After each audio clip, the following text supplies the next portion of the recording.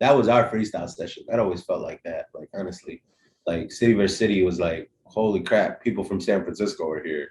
Oh my god, LA, K-Mel, you know, like Natron, like it was just some of the battles we had seen that we were just like, wow, like that was they were amazing. Some of the best ones I thought, the best City vs City I felt like in my opinion was City vs City 4 at Cicero Stadium. I went to that. Yeah, and that was a fun time. Me and my homie Shannon went and we were gonna crash like around the block from Cicero Stadium. We were gonna crash in our car. This is before Airbnbs, and I think Right. we weren't even old enough to rent a hotel. Like you had to be 21. We were 19, I think. Said, but we out here. And my homies were Man of God, Jarius. Okay. Yeah, he had seen us and he was all like, what do y'all do? Where y'all going? Like, where y'all headed after? We're like, oh, we're just gonna crash. They're like, are you crazy? You know what hood you're in? And I'm like, I'm like,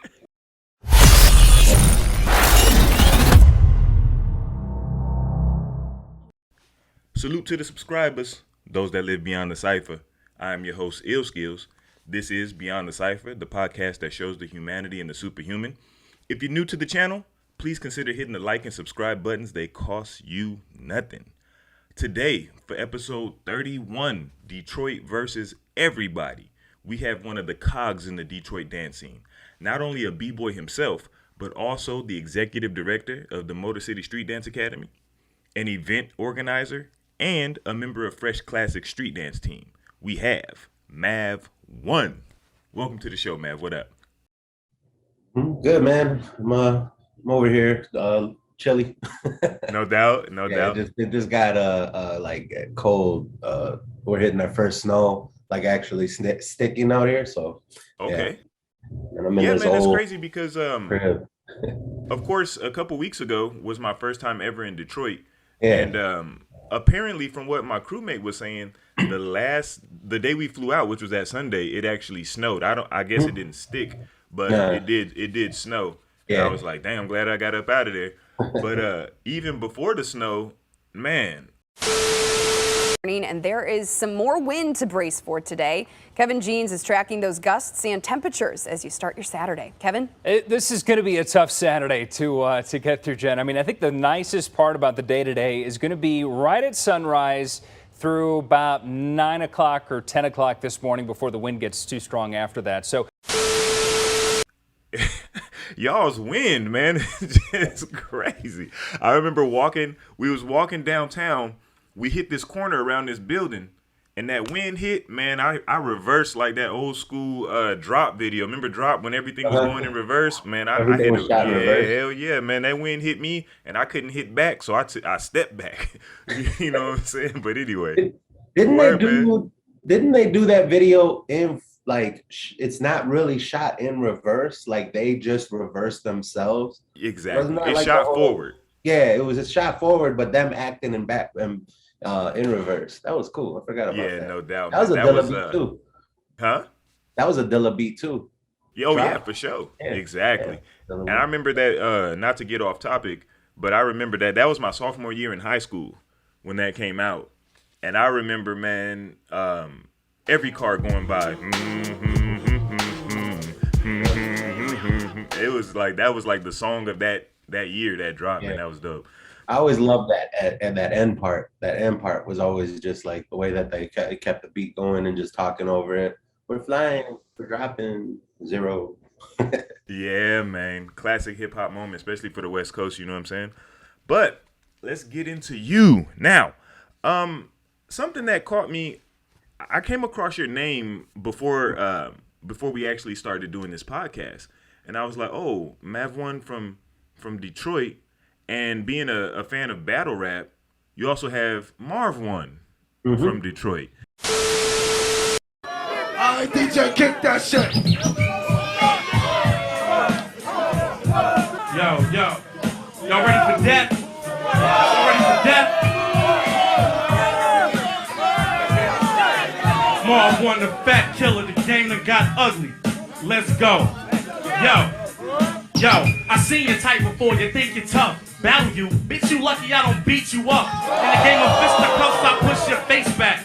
You can't fuck with me, man, really, just face facts. It's you versus me in a battle of 10 rounds. It's like Muggsy Bogues trying to buck with Jim Brown. Dumb as fuck, I'm the type to run them up. walk. Come in the club drunk as fuck, slap your bitch so we can walk. Where do you get your name from? And are you a fan of him? Is that like kind of like a homage to him? No. I didn't know him when I came up with mine originally and stuff, but Marv's the homie. I always catch a lot of his stuff. It's wild, like how close our scene is and stuff like that. Like we had talked about like getting, his fam comes over to the studio, to the academy and stuff like that. But yeah, Marv's the homie, Mavone. Mav comes from an acronym originally, like it was like how I approached the Cypher, make them all victims, like, just getting in there, bullying everybody, just, that kind of thing. And then sometime around like 2013, 2014, the one actually took meaning because I took a workshop from Po One, and he had said, his one stands for originality never ends. And I was like, oh, that's ill. Like, originality never ends. So I kind of was like, that was my homage to him because I really liked his style. I was like, now the one's got a place. And then I noticed like Max One, Cross One, everybody was a one. So I was like, I liked it. It fit. And then like 2016, right before I opened up the academy, one of my students at one of the places I taught at, they were coming up with names, and it was like, well, make acronyms and stuff. And they were like, what's yours? What's your acronym for? And I told them it's like mad at vegetables, and they started laughing. And the kid told me, he was like, oh, I thought I was making a voice because you always talk about youth voice. And I was like, ooh. Now it is. Right. So I was like, I asked the shorty, I was like, yo, could I run with that? And he was like, yeah, cool, you're my teacher, of course. So one of my students like kind of gave it a new meaning, and then as time moved, it just really stuck with that. And then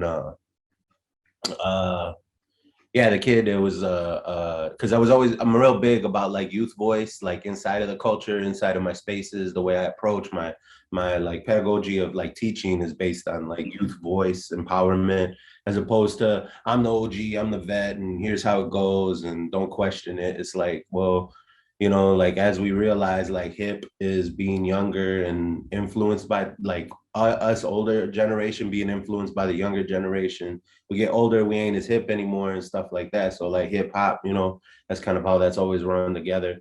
And then yeah, and then it just as it I named myself.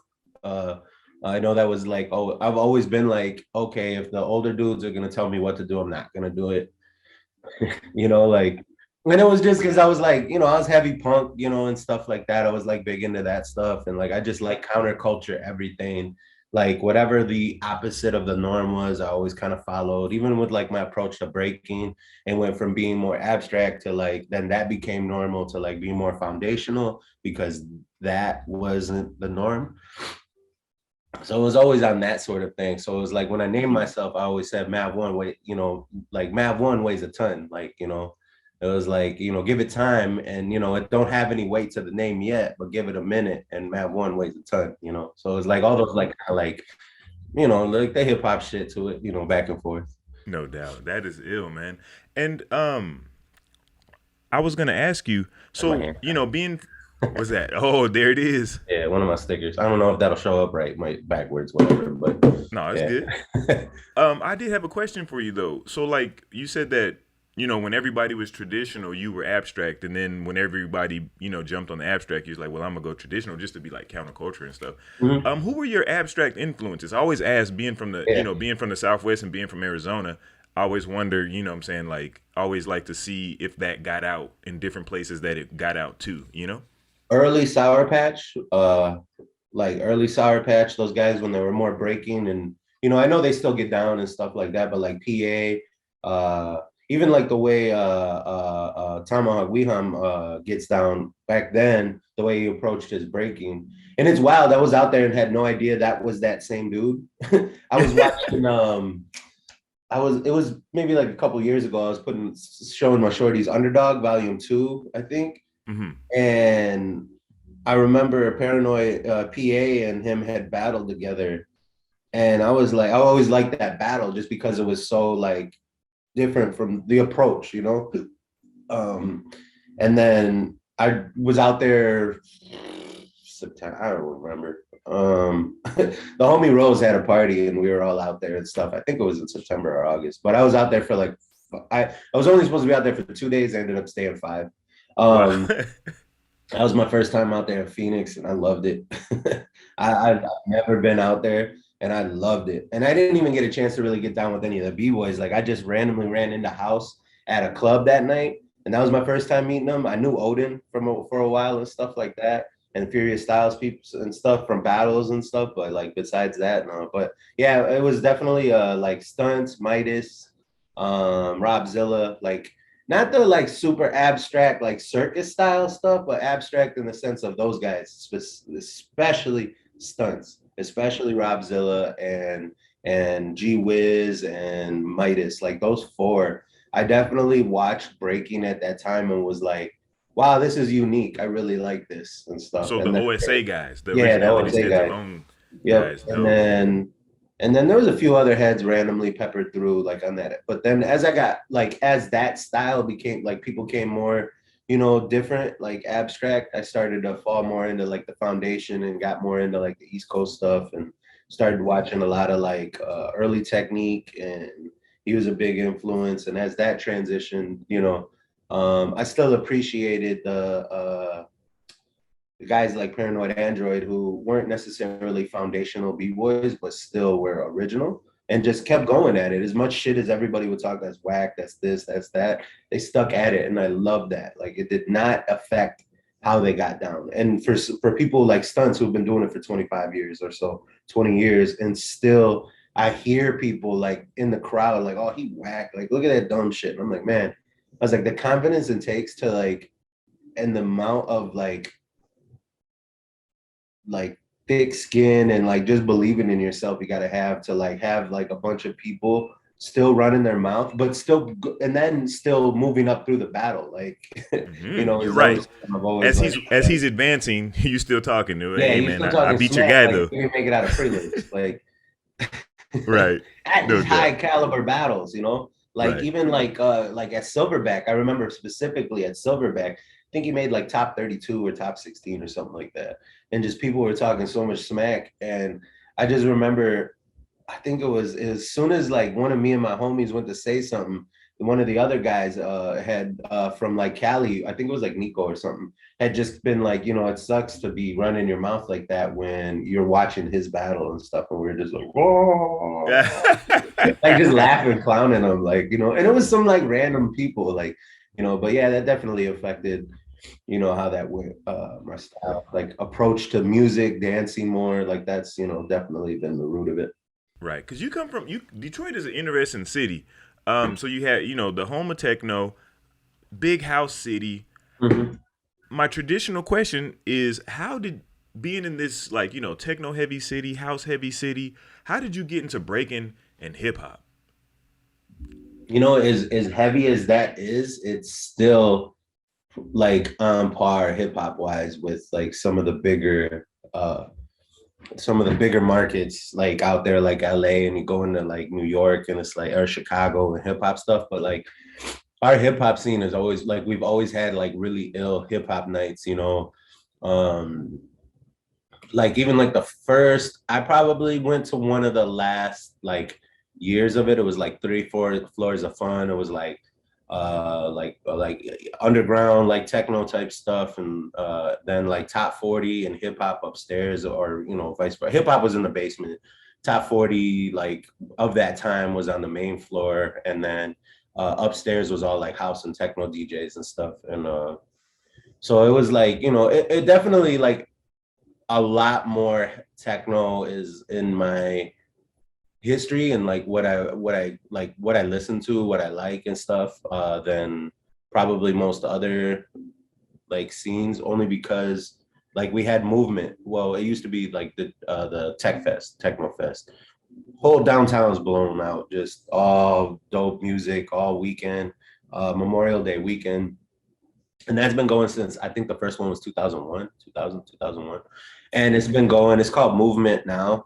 And then it's just like, as like having all of that music just really like impacted me to like always look for good music to get down to, because I always tell everybody, sonically we're spoiled. Like there's like 3-4 different things going on every night. every kind of genre, just and top tier people that like I know people out of state pay like $50 to go see them because they only come to their city once in a great while. And for us, it's they're spending every Tuesday at some random little spot that only holds 50. You know what I mean? And that's why they love it. They like get to spin the way they want, how they want, and not these giant crowds. They get to see the crowd and react with them and stuff like that. So that's cool. And then as far as like how my breaking came, it just was like, it was the neighborhood thing to do at the time. Like this is 99, 98, you know, at least when I first started getting introduced into it. I always tell the story of me and my homie Macario, who got me into breaking. We had skipped school in like 7th grade, and we had to like hang out in the basement because his mom ended up coming home early, and she lived on the 2nd floor, so we couldn't go upstairs. So we had to hang out in the basement, and like he had like a little TV down there, like, you know, this is 98, so like a 13-inch TV was normal, like, you know what I mean? Like, Right. laptops are this size now. It's wild. And it had the little tape thing. He had Enter the Madness on it.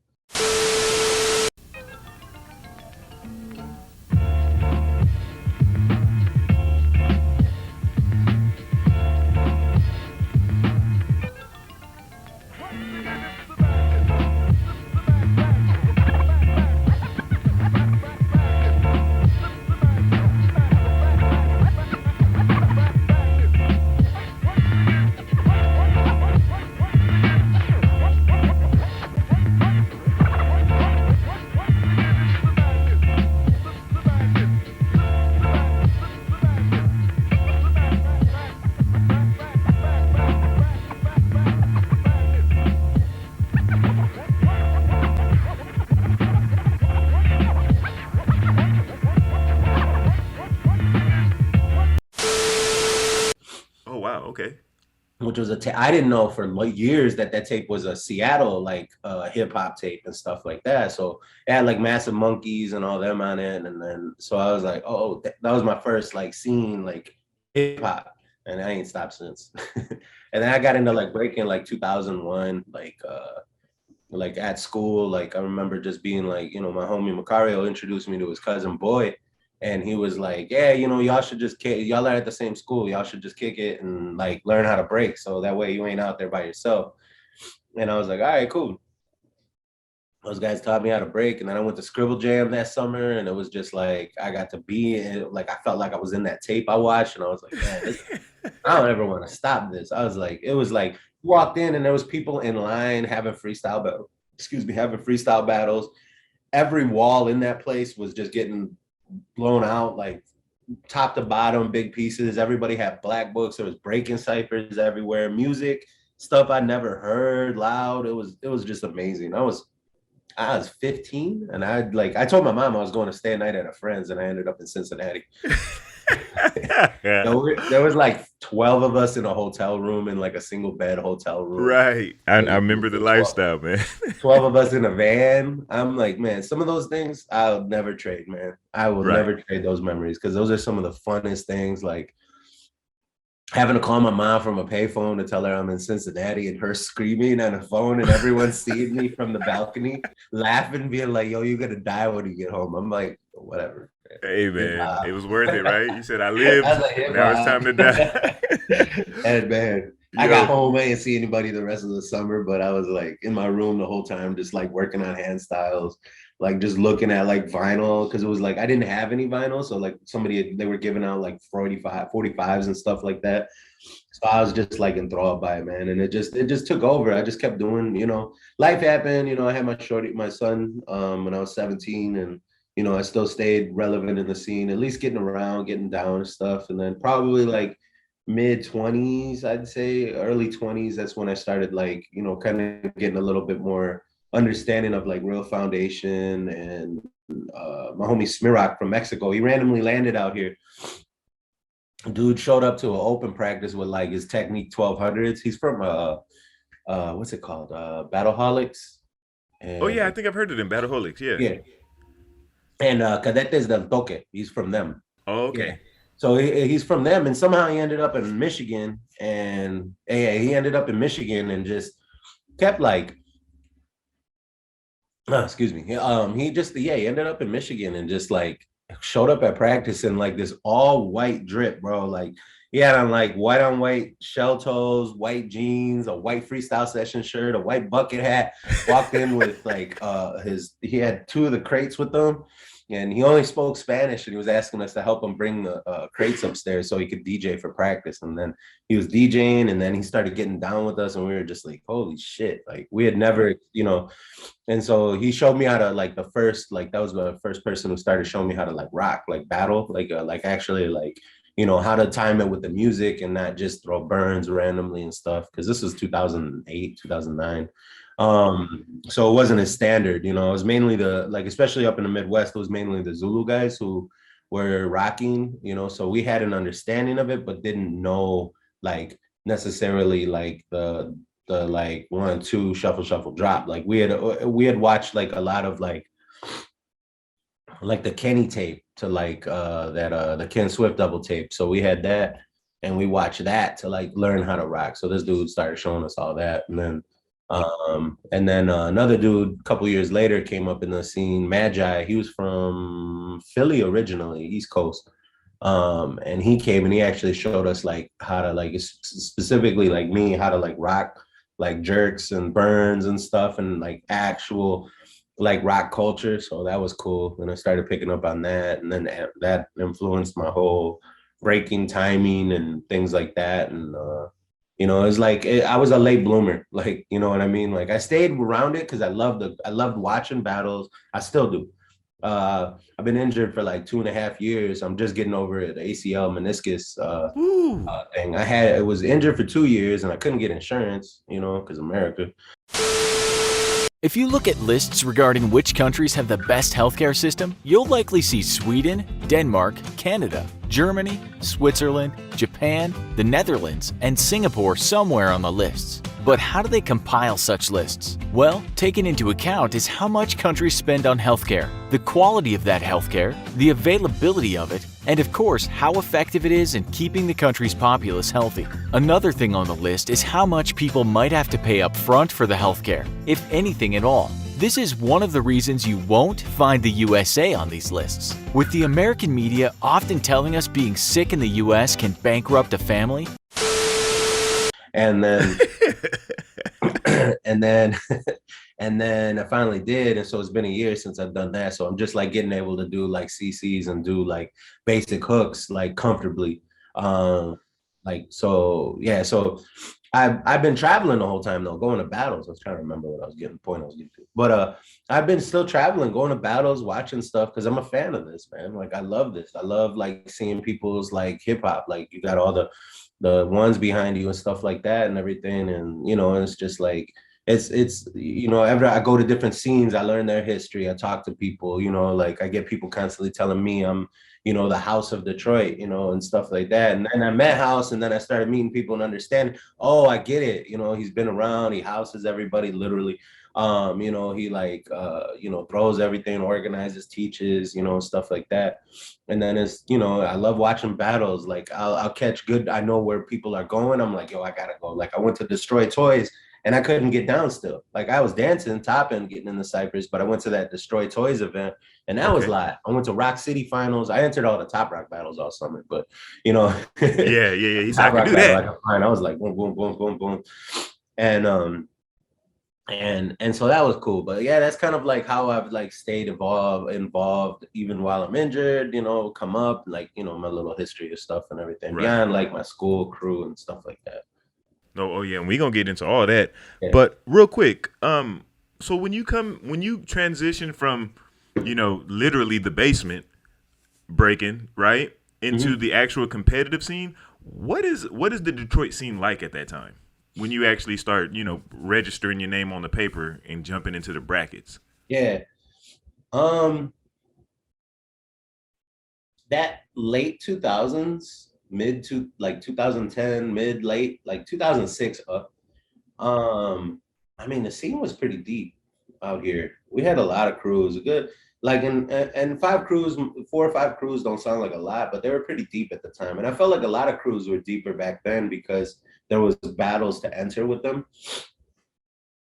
Now it's all 1v1, 2v2, at most 3v3. You catch a couple 5v5s, randomly, but you know, it's not the norm anymore. But like, right, because you're talking about the era like when city versus city, 10 on 10s and stuff like that. Yeah, so like, man, you could enter with your whole crew, you know, and right, everybody. Huge, like.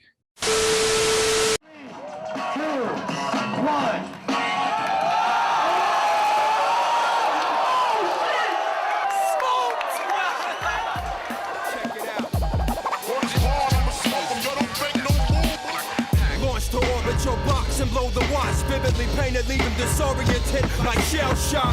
Warlike, the raw type, pseudo-galactic, explode I right to the core, like a planet caught in the gravitational pull, heating your transport, short-circuit communications to your port, all systems scorch, authentic as a Porsche, emblem with a horse, set the course, and export rap, flame enough to torch your village, replenish the game, with invented plot, vintage shot, scream, keep them in stock, like new being, Rassar rain, like napalm bombs, went on the scene.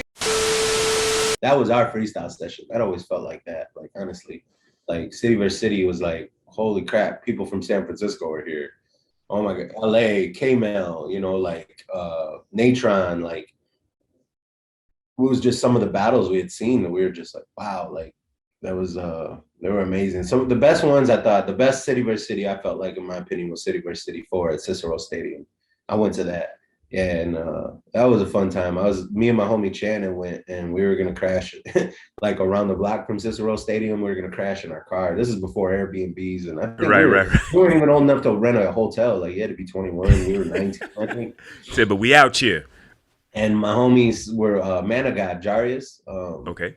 Yeah, he had seen us, and he was all like, "What do y'all do? Where y'all going? Like, where y'all headed after?" We're like, "Oh, we're just gonna crash." They're like, "Are you crazy? You know what hood you're in?" And I'm like, I'm like, we'd be straight. Like, as long as we ain't looking, nah, man, just come with us. He hooked us up with our, that's how I met Brave Monk, this dude named No One, Knowledge One. And we rode with them, and then we just hung out, did the whole Denny's thing, ended up staying up till like 6 in the morning, sessioning at their crib and stuff like that after a city before. That was like the first night. The second night, we ended up downtown somewhere in some high rise.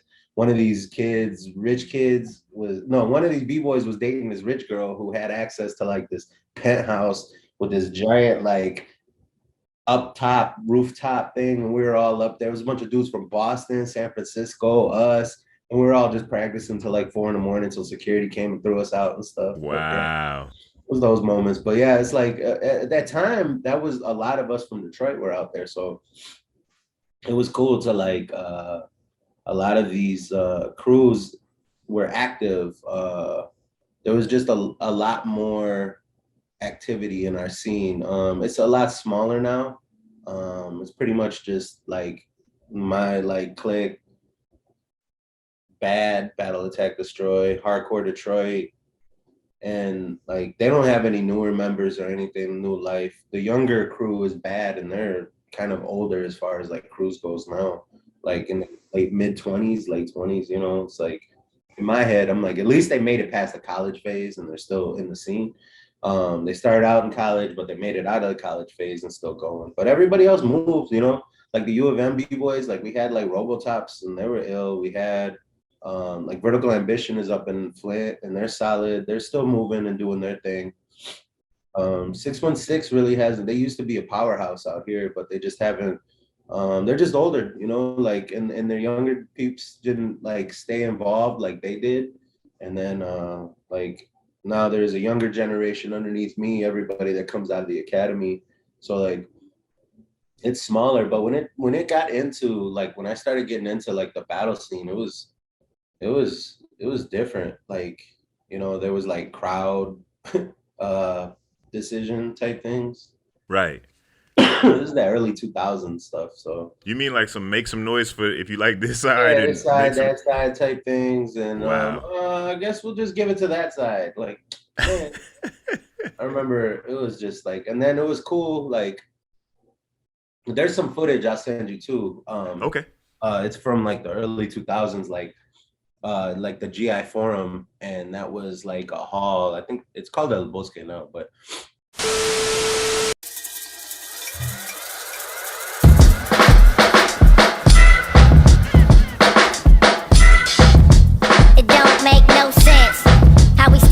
Making no sense. People going crazy when it drop this. When the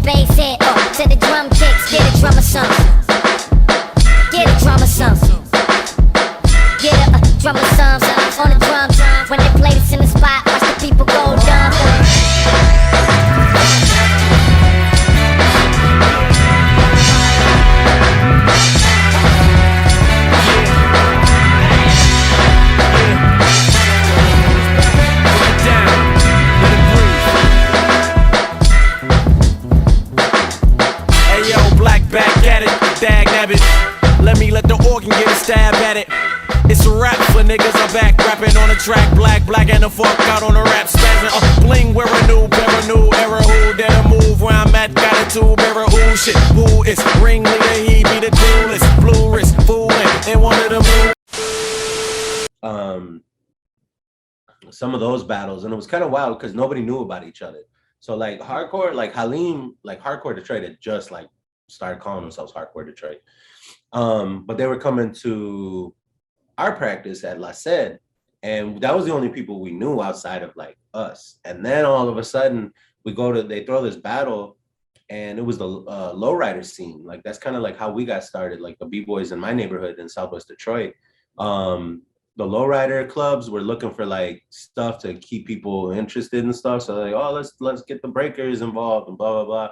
So it started out with some performances, and then, you know, this lowrider clubs had these little cousins who break and these lowriders. So then it turned into battles, and then they were like, oh, we'll do the elements something. I can't even remember. Size elements. Damn, what was the name of it? Anyway, I remember it. But yeah, some of the footage, and that was the first time we seen like a lot of the Asian dudes come down, because they had come down from like the North Burbs. They had never come down, so we didn't even know they existed. And then there was middle school crew who had come down, and they were older, and these were so it was wild because like the older dudes were at the 3 Floors of Fun in the clubs dancing and battling. That's where they were. They didn't come to our practices till after all of this. So it was like we all showed up thinking it was just going to be us, and then all of a sudden it turned into like these 3-4 other crews. Some crew came, Nuck and Futz, or NSA, and NSA/Nuck and Futz came down from Michigan State. And yeah, so it was like, and then that popped off the scene. Like that really popped off the scene. Then everybody knew each other. Master the Art happened.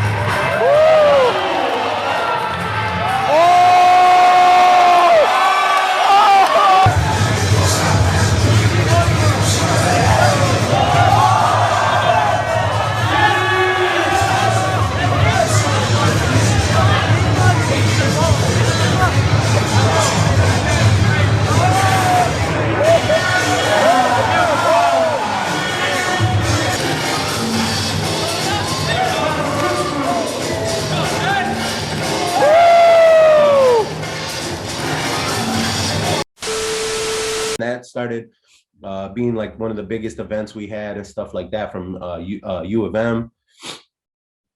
And then we just kind of stayed, you know, the Detroit scene didn't really do too much outside of like all element type stuff. Like it was like we were involved with everybody.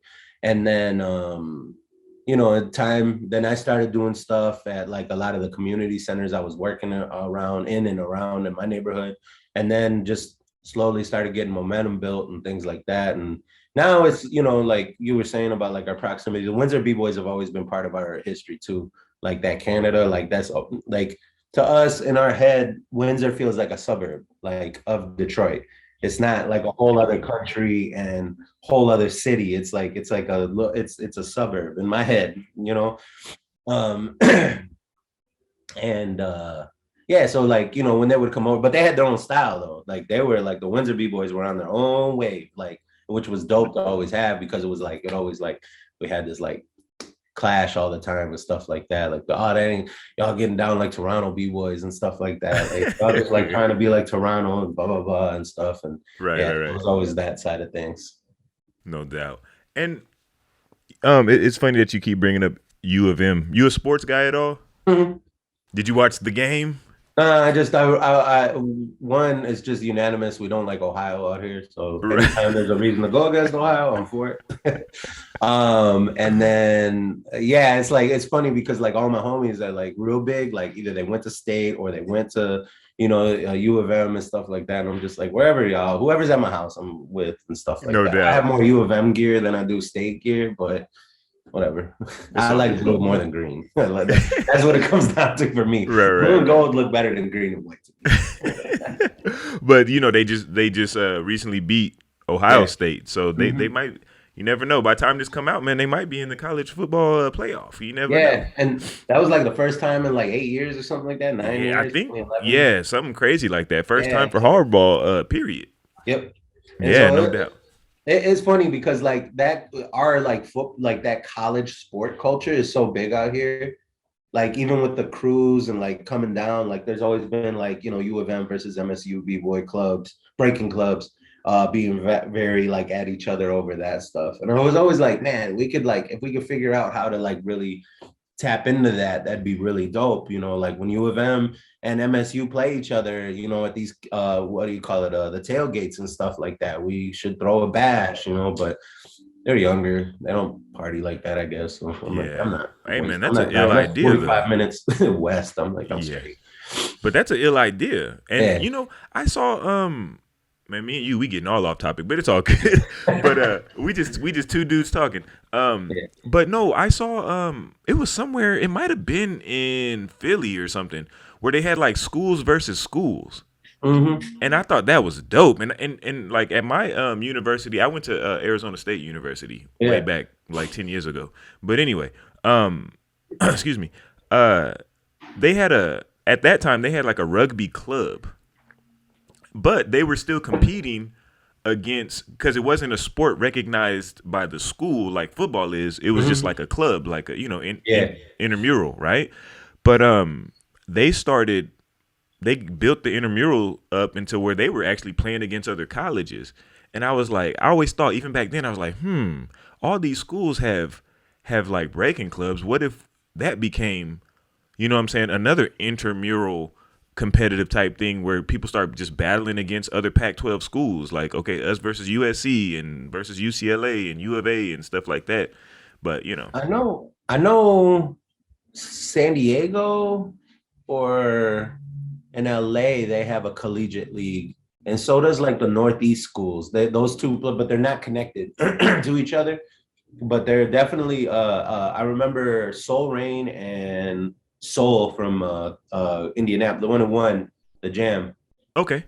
Yeah, Soul. He hosted and judged out there for like a UCLA collegiate league that they had. And then, the like Harvard, East Coast colleges, like, cause they're all on top of each other. So they like have their own like collegiate league, but it's like, it's only to those two specific regions. And I hear about like a couple other ones, but I'd always thought like, I didn't know why that's not a thing. I mean, with the colleges, the way that they rep and flag, it's like, you know, how, you know, it's like the football teams and stuff like that do it and everything. All the, you know, major sports, you know, whether it's basketball, football, you know, they're doing it. But it's like, I don't know, like that's something that I've been talking to Soul about a lot, is like some league stuff between like our academies and things like that in our region. And he's really good about it at his spot, doing like battle leagues between his students, because that dude's got like easy 100, 110 students. Like, wow. Yeah, he's doing amazing work. That they consistently come week by week and stuff like that. So developing out. If there's anybody I watch that's a success as far as like the schools go, you know, it's like all love the Break Free and what they do and how they go about it and stuff. But Soul, like on his own, without like the brand recognition or like, you know, like Moy is a household breaking name. Like, you know what I mean? Like without that, like Soul is doing that, and he's doing it in his random look. Like he did it in Grand Rapids, and he did it in which is 2.5 hours northwest. See, in Michigan we can point out, so like we're here, right? And Grand Rapids is here. There's Ann Arbor. There's Lansing, right? Well, this is the UP, right? So there's your Michigan. And but yeah, so it's like 2.5 hours west, right? Yeah, okay. But he did it out there. He's in Fisher, Indiana, which is like outside of Indianapolis, which isn't like a strong metro. You know, it's like, I mean, you know, Indianapolis ain't in like rap songs.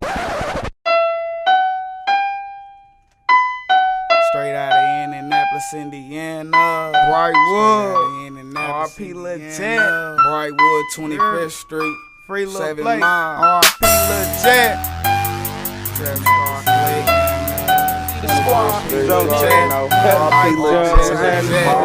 Trap Star inside of Indianapolis. like repping Indianapolis. Like nobody's talking about repping Indiana like that.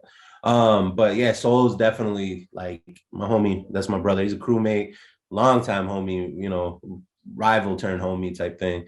And you know, he reps Fresh Classics. He actually started it with me. And but he's doing his thing. So it's something we talked about, like, you know, these collegiate league, or not collegiate, but like the collegiate leagues existing, as well as like these breaking school leagues and stuff like that. Like I'm gonna talk with Honey Rockwell soon about some stuff, and you know, figure out how we can do it. And then I know like Gravity's down there, you know, with the Break Free School, like the Phoenix one, right? Is in Phoenix? Yeah. Mm-hmm. Yeah. And then, you know, Break Free's got like 6 around Houston, or 3 around Houston, Kansas City, stuff like that. So there's like room for like this like league, this like, I don't know why we have, I get it. You know, you get in the mix of like running your business, and the last thing you're thinking about is like, oh, let's go build out here 3 states away, you know? So it's like, I get it, but yeah, man. No doubt. Now, let's get off the breaking just for a second, because, you know, Detroit is an interesting city, right? Just the history. So, you know, circa 1950s, it's the like richest city in America. Fast forward to 2013, the city is bankrupt. Mm-hmm. I come in 2021, and I notice that definitely there's been a revitalization project with the downtown area, but it isn't quite yet reaching the neighborhoods, right? Not all of them, at least. From what I saw and what people were saying, it's kind of like,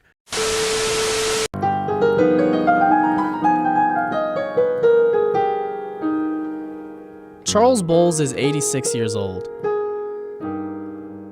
He'd been living in his Detroit apartment for 12 years until the building was bought by new owners, and he was told his rent would go up by $300. Major players like Quicken Loans founder Dan Gilbert are investing in Detroit with huge development plans. Business is booming now, but rents are rising because of it, and it's forcing native Detroiters out of their homes. The city's getting better, but for who?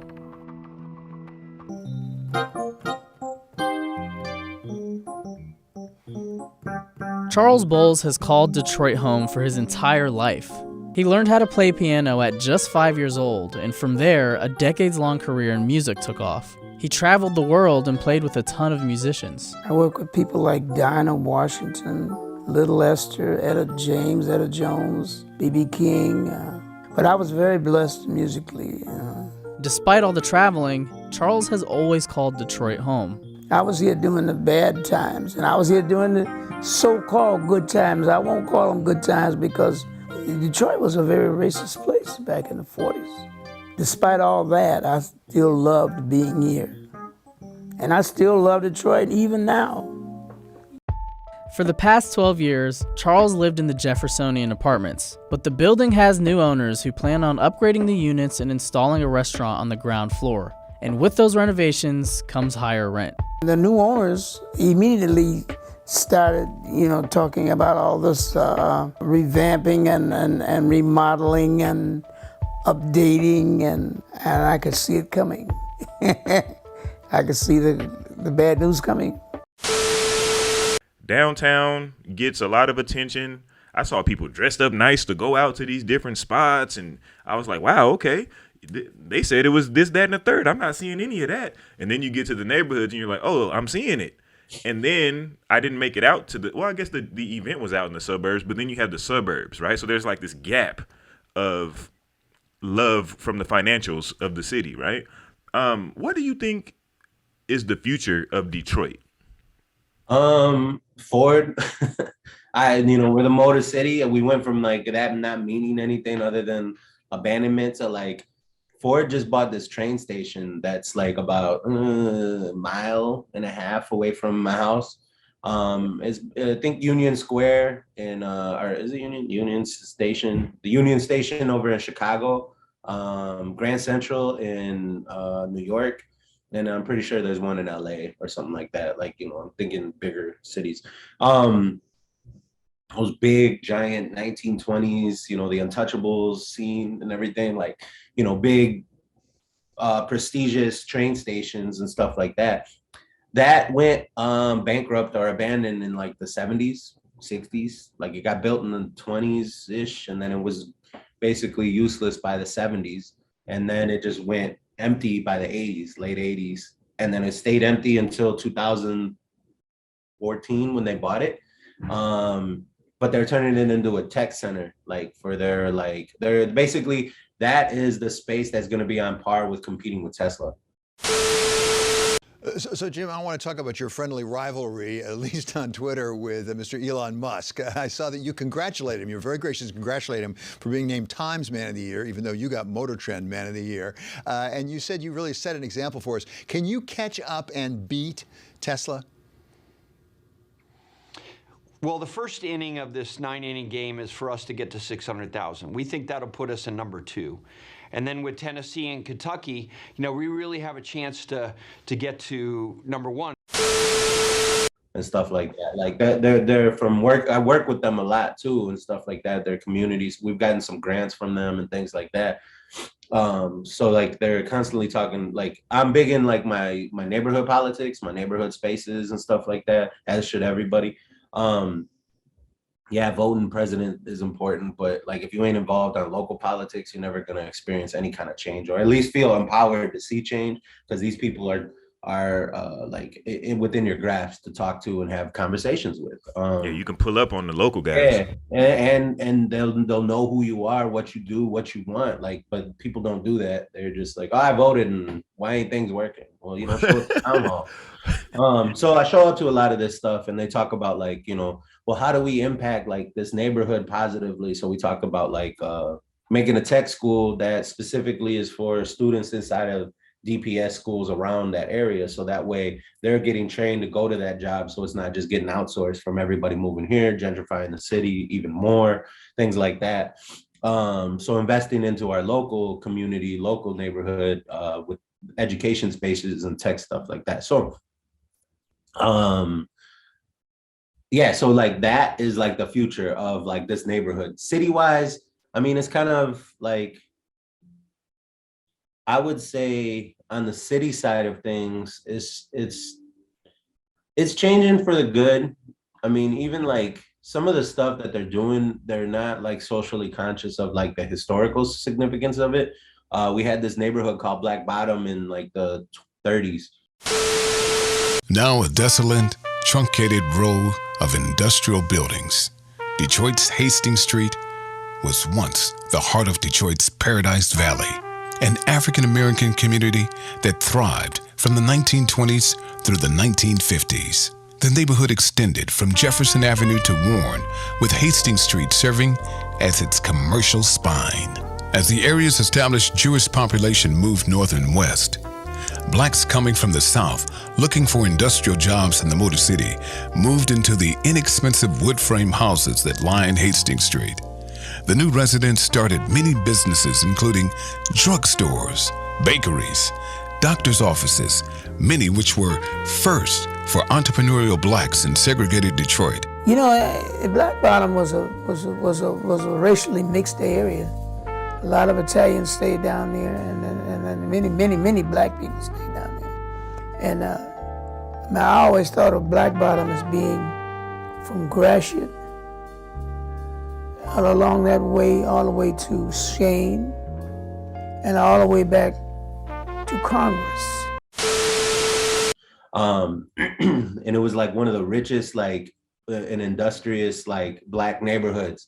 And they decided to run a freeway through it. Displaced the whole community, shut down all the businesses by the 50s because freeways and all this was the wave of the future and stuff like that. So it's like, we constantly have been shooting ourselves in the foot, relying on the auto industry to like pull us, and then they pulled out of the city and stuff like that. That's why the blight, everybody tries to blame it on like the 67 riots. Like 50 years have passed since the summer of 1967, which saw urban riots in many large cities, including New York, Newark, New Jersey, and Detroit. It is Detroit's violence, however, that is the subject of a new film. Michelle Miller takes us back. And be mindful this story has some language that some may find offensive. In 100 places, Detroit is afire. 100 square blocks are now under siege. And as you walk through the area, people shout from their homes, Watch out for the snipers. It began early one Sunday morning in late July. Police raided an unlicensed bar in a black neighborhood in Detroit. A crowd gathered. Tempers flared. This is going to happen all over America. It's going to be a hot world, not a hot summer. It's a hot world. A rock was thrown, and the city became a war zone. Several hundred rounds squeezed off. Now all of a sudden it's silent. Tense quiet, everybody looking around. The fires burned for 5 days. All the black people in the North End rioted and scared all the white people. The white people were gone by then. Like, honestly, like they had pulled their businesses out because the auto industry decided to move to the suburbs because it was cheaper. So it's like, it's like those like corporate entities were like, Chrysler, Ford, and Chevy, GM. There we go. I had to think tears. Chrysler, Ford, and GM like decided it was cheaper to operate outside of the city. Ford was always been in like Dearborn, which is just outside of the city, but it's pretty close. But it's accessible if you lived in the city, though, right? You could still go work there. Okay. Boom, boom, boom. But Chrysler, they bounced all the way northeast, like 45 minutes, on a freeway northeast. So it made no sense. Like they popped up out there and then developed cities out there. All of that should have been in Detroit, but they moved and they left all of their stuff. And it's not just an assembly plant. You're thinking suppliers. I worked at Ford for a few years. I was like a plant chair for the union and stuff like that. Like I was inside of all of that world for a little bit. And then 2008 recession stuff, got laid off, went back into renovating houses and stuff, the family tree. But yeah, so like, you're talking suppliers who give the parts to make the things in those places. So it's like, there's like, for every plant, there's an industry around it, as far as supplying that plant, drivers, people living around it, restaurants, stuff like that. Like all the Cadillac DeVille or Sevilles were built like a half mile down the street. Wow. Anything. All the Sevilles were built here. So this 4th Street had this beautiful strip of like businesses and restaurants and churches and neighborhoods. And then they pulled out. Cadillac moved north. They moved out of the city, sent it somewhere else. Right. Devastated the whole economy because everybody. I'm about to say that kicks off the decay. Yep. And so then so you build this restaurant to feed people who are getting off of, the first shift, second shift, third shift, and then third shift goes away. So you got to close down. A month later, you realize you can't stay. There's no point to stay open for midnight because there's nobody to eat because nobody's at the what do you call it? The plant working. So that ends up falling back. And then the plant pulls out. And so now you're like, well, nobody else is here. And then the houses start being abandoned because everybody's like, well, I'm not getting any money for this because we're near an industrial zone. So it's not worth shit. So I'm out. And then the houses start falling into decay. And then the whole community falls apart because there's no infrastructure. So it's just like. And then, not to cut you off, but don't forget, now schools have to close because they're not getting, they run on tax money. Yep. You know what I'm saying? So nobody's paying taxes because nobody's living in these houses, and it just trickles into 2013. Now, it was the home of the U.S. motor industry and the Motown music phenomenon. Detroit emerged from World War II as one of America's great industrial powerhouses with a population of almost 2 million. But since the 1970s, it's been in decline, and last night, it became the biggest U.S. city so far to file for bankruptcy. And then there's no reason for public transportation to be developed for there. Why are we going to spend millions of dollars to move 5 people? That's their whole justification their justification of it. So it's like, yeah, the Motor City, like, it's like, I even rep it, like, because it's just what we are. And I love that. But because it's like, there's not a music video that I don't look at. And I'm like, I know where that car was built.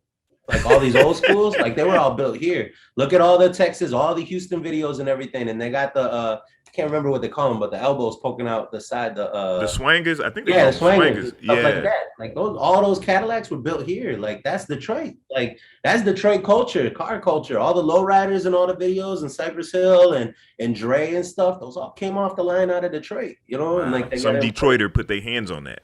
Yeah, and then like we were just saying about the music, you go into like Dilla, and not even just Dilla, but like a million other people. But like the music's there, and it's Detroit music and stuff. I love what Danny Brown said. Like he was like, Prior to me going to jail, I had just got big and realized how great Jay Dilla was, and just understanding the importance of what my city had brought to the table, you know? Because me growing up, man, hearing fucking beach rhymes in life, and you know what I'm saying? I didn't hear no Jay Dilla. I didn't know, you know what I'm saying? But now it's like, that was Detroit shit. You know what I'm saying? At the end of the day, like hearing fucking Busta Rhymes albums and hearing certain songs, that was Detroit shit. But I didn't know because it was marketed to me as New York shit. No, but that was our shit though, you know? Because Detroit, you could say we never had a sound, but that's our sound in some sense, you know, as far as rap goes. You know, you grew up thinking, oh, that's New York. Oh, that's a New York sound. Oh, that's an LA sound. And then you find out, oh, no, wait, such and such from Detroit produced that. That's a Detroit sound.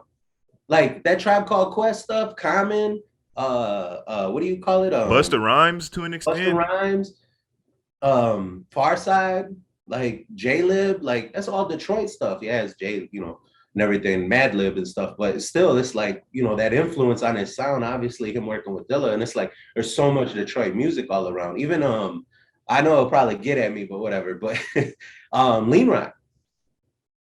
A lot of those found, like, open up any of his mixes, the way that they start on that, like, hip hop is, I don't know if you remember his Head Nod suite, 202, 101, 303, 404. He released, I downloaded those, I ripped those, and I still have them because I was like, I want to practice to this. This is dope. I didn't know what I was practicing to till all of a sudden I'm like, wait a minute, that's YG. That's Dwele. That's like Detroit stuff. Like, this is Dilla. It's like, oh my God. Like, I laughed because like that new one he's got, damn, it's like, it looks like a fast food restaurant, the cover of it. He just released it. Damn, I can't remember the name. Now Serving, there we go. Okay. That Now Serving, that whole first, like, up until Pac Div comes on is like mad Detroit hip hop. Like, dang. YG, and this stuff from like 2007, 2009, YG, the War LP. I'll send you it after this. Listen to it. You'll be like, yo, this is, yeah. And it's why? It's because it has a sound sonically that people like really resonate with. It's got a head nod. It's got a bounce to it. It's not, you know, and that's what I love. Lean Rock is ahead when it comes down to like, and you pay attention to him spinning, not just the battles and stuff like that, but you catch him in between, being able to play what he wants to play. He plays a lot of dope hip hop, and not just Detroit hip hop, but like he plays a lot of dope hip hop. Like, he's not just playing the battle cuts and stuff like that. He gets to actually play music he enjoys, and that's what I like. Even like, you know, Flag and stuff like that. Like, they drop a lot of that. It's all in there. But yeah, man, with the city, it's just like the influence that it's had from car culture, music and stuff, car and music culture, and it's huge and it's everywhere. And it's been the most rich stuff coming from our city, but it's like the city itself has just struggled, you know, forever. And it's really been like poor city planning, purposeful, like making things not accessible. Yeah, accessible, but like strangleholding neighborhoods that they know that will make sense later, you know, and it's long money. So they're not thinking 2, 5, 10 years. It's 20, 30 years that they're like, if we chokehold this community 20 years from now, we'll buy all of it up, and 20 years from now, it's going to be worth something. And that's what like Illich and Dan Gilbert and them did downtown, and why it's so developed.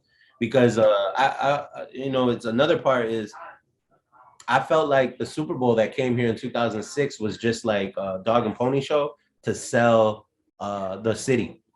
Because after that, everything got developed. 2006 investment into the city, right? You didn't see anything on Woodward. That main strip, there was Campus Martius, and then I think there was the State Theater, Fox Theater, and that's it.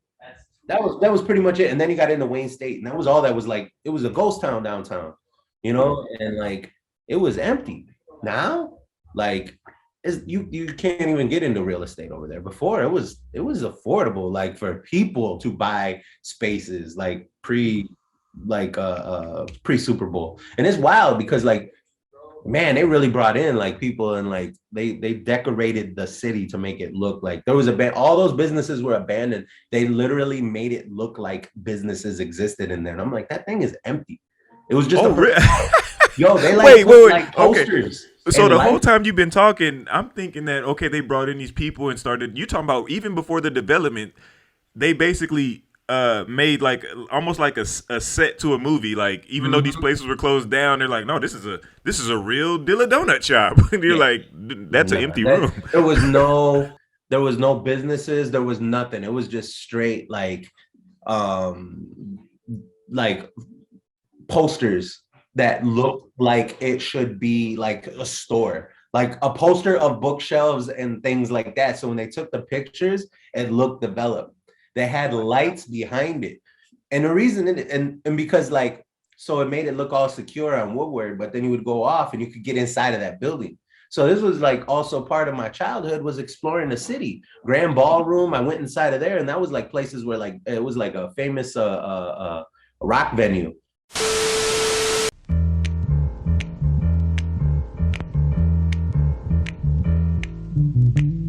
In its prime, it was the best place in the world to play. The best place in the world. I'd never seen anything like it. I'd never heard anything like it. The Grandy was definitely louder than Love. Love was on 7, the Grandy was on 10. Like Zeppelin, Aerosmith, Jimi Hendrix had played there, MC5, like it was, but it was like literally just abandoned and open. And you could just walk in there and just look around and stuff like that. I went in the green room, the Motown building before it got destroyed. I gotta find it too, but it's in a folder. But I had like 5 signatures from Marvin Gaye. Wow. And it was for his not laundry. When you get your shirt pressed and stuff like that. Why am I drawing a blank? Dry cleaning. Dry cleaning. It was his dry cleaning receipts. Thank you. It was his dry cleaning receipts. And it's signed by Marvin Gaye. Like, and it's, you know, it's signed like from his secretary giving him things to sign off on. And it was, I went inside the Motown building up in the top floors, like the 8th floor.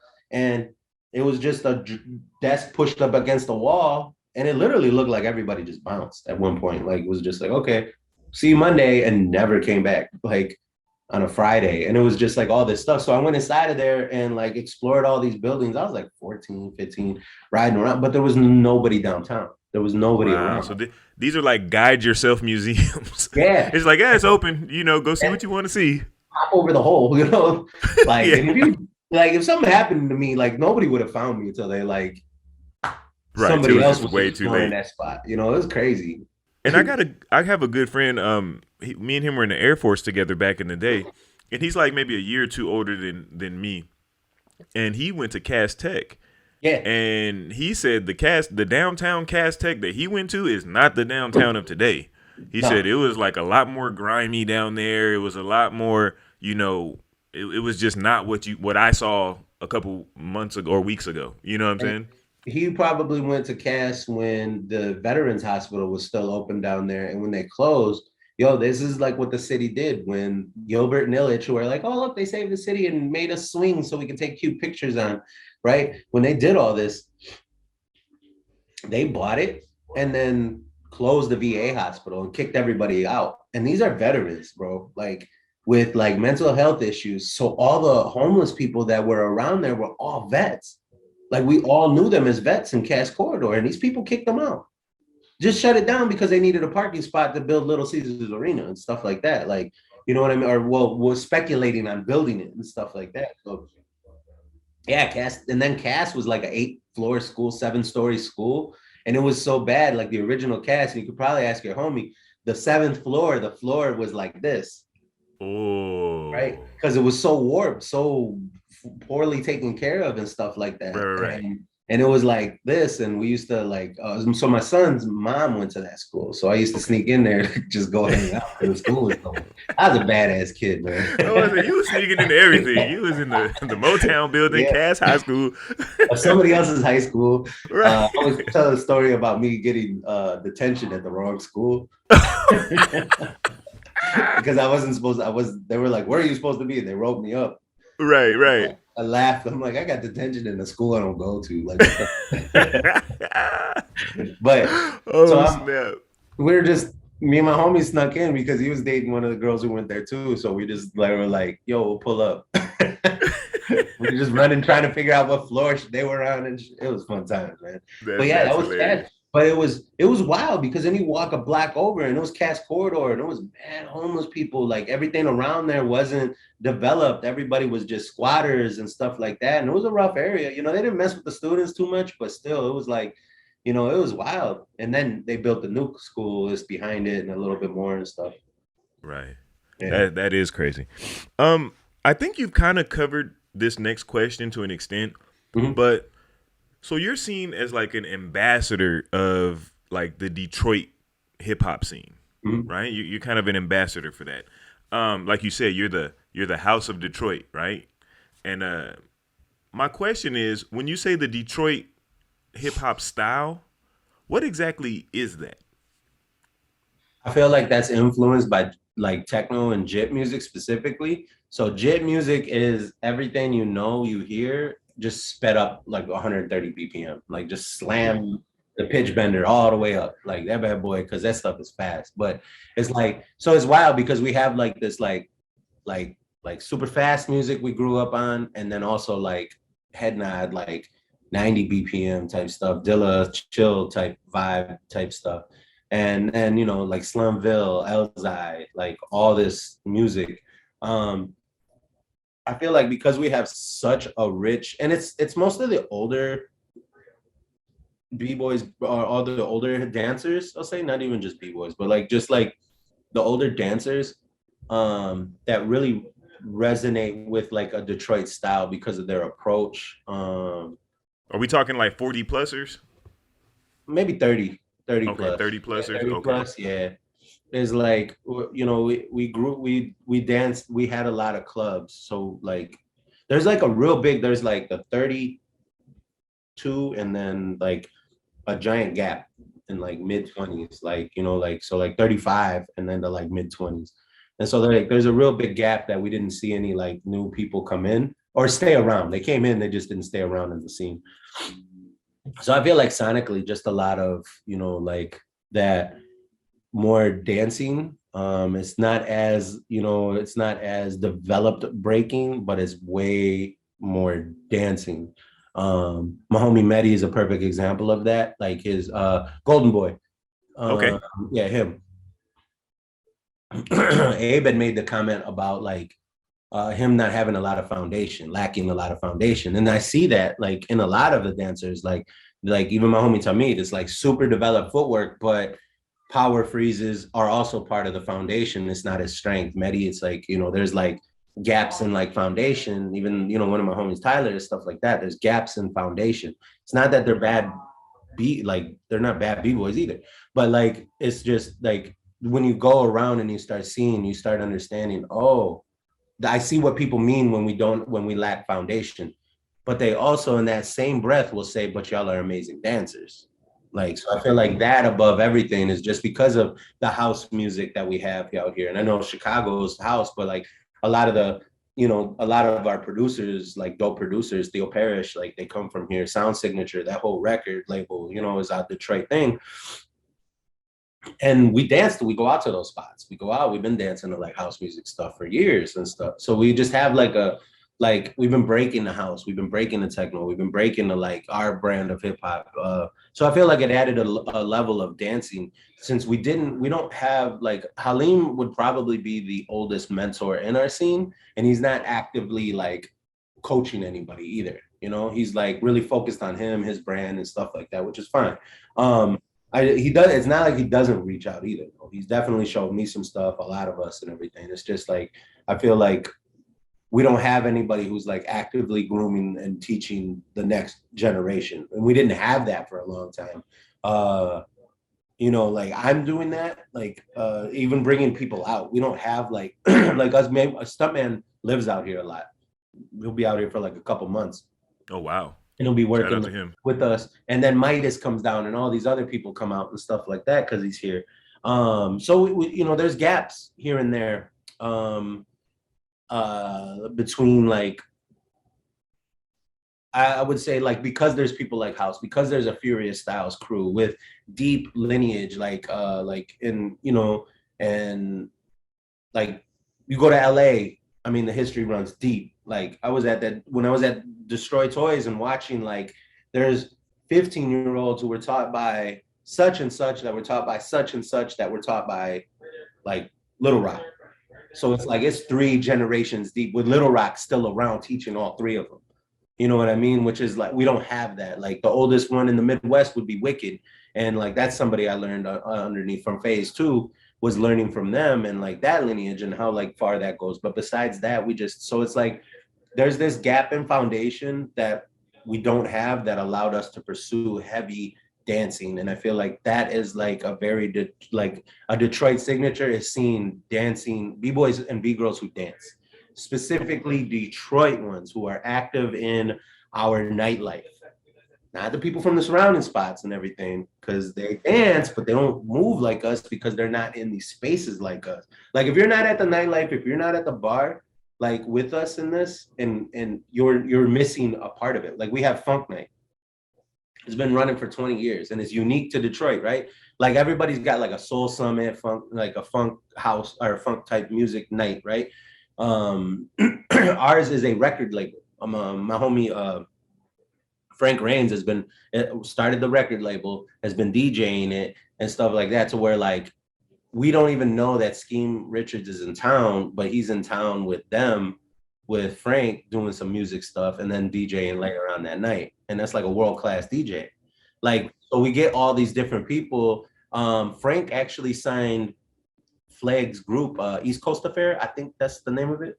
They were just making some music, but I literally like was like, yo, this is ill. Hey, Frank, check this out. He was like, yo, I gotta put these guys on the label. Like, so we have that connection to each other in our scene. And that really like being at Funk Night, like where it's, you're not breaking, you're dancing to funk music. There's a big difference. And that is essentially in our DNA and how we get down as Detroit dancers. You know, whether they're housers, whackers, vogers, like poppin', you know, whatever style, jit. Like if you're at Funk Night for 3 hours and dancing to funk music and not breaking, you're just dancing, you're still doing your tops and stuff like that, but you're dancing for 3 hours. Like I rarely hit the floor at the club. It's dancing. I ain't touching the floor. You know what I mean? Like I'm like, yeah. I gotta be some, you know, good looking people in the crowd for me to be like, okay, let me show off a little bit. But besides that, I'm like, nah. No doubt. You know, but like, so like that is like, and then you get into the hip hop spots. Like when we go to like watch people perform and stuff like that. And we have all these local artists, and not even just my neighborhood. I'm talking like Guilty Simpson, Fat Cat, like, you know what I mean? These guys are still around performing and doing stuff. And we grew up in that. And you could see it with Halim Strings. You could see it with Mary. You see it with like a lot of the older generation. They're able to dance different and stuff. And like, you know, and these bad guys the bad crew is like coming up under that as they see it. And they're appreciating it because they're like, oh, this is dope. I don't have to like get down full out all night. I'm just enjoying music and able to dance. So that is right. Built into us more than anything, because again, you look at our hip hop, you look at our funk, you look at our house and techno, and it's all there. Like sonically, like I said, we're blessed sonically. No doubt. And it kind of gives you that ability to engage the cipher, but then engage just the environment and be outside of the cipher, interacting with the non-breakers or whatever. You know what I'm saying? Because sometimes you see, like, especially with the younger b-boys and b-girls, like outside of breaking, they don't know what to do. They're just like, yo, I'm at this spot and I'm just going to break because I don't know what else to do. You know what I'm saying? But when you're coming up in a culture like what you're talking about, you have that little cipher moment, boom, boom, boom. Then you go start dancing with the ladies, interacting with these people, so on and so forth. And then, oh, okay, I like this song. I think I can get back into this cipher mode real quick. Boom, boom, boom. Get back out of it, so on and so forth. And I think that just makes you, like you're alluding to, just a doper overall dancer, period.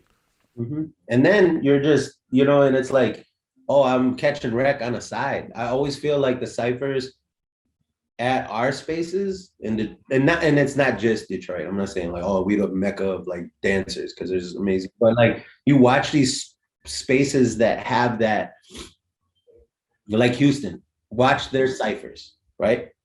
Not necessarily the breaking ciphers, and not like all style shit, but like watch like how these people get down, like at like Baby Girl throws like a Wednesday battle. That's insane. We could never do that. It's a Wednesday night and they're throwing a 2v2 that's got like 20 crews signed up. Like, what the hell? Damn. Like, we can't do that on a Saturday. Like, you seem like, you know, most of like that jam y'all came to was small, bro. And like what it is, it's in a dance studio, you know, it's like, but this is at a bar. Like, you know, but watch that cipher, you know, like everybody's moving. Wow. That's what happens out here. You rarely, like, everybody is just nobody's waiting to dance in the cypher. Everybody's dancing, and then eventually it's like, oh, let me put on. And that's no doubt. Okay. Now, Mav, you are the founder and executive director of the Motor City Street Dance Academy. Happening in Detroit that's helping change lives in an unusual way. That's right. So dancing is helping local kids feel empowered and stay out of trouble. But this isn't just any kind of dance. Yeah, our photojournalist Alex Atwell shows us why Motor City rockers are uniquely Detroit.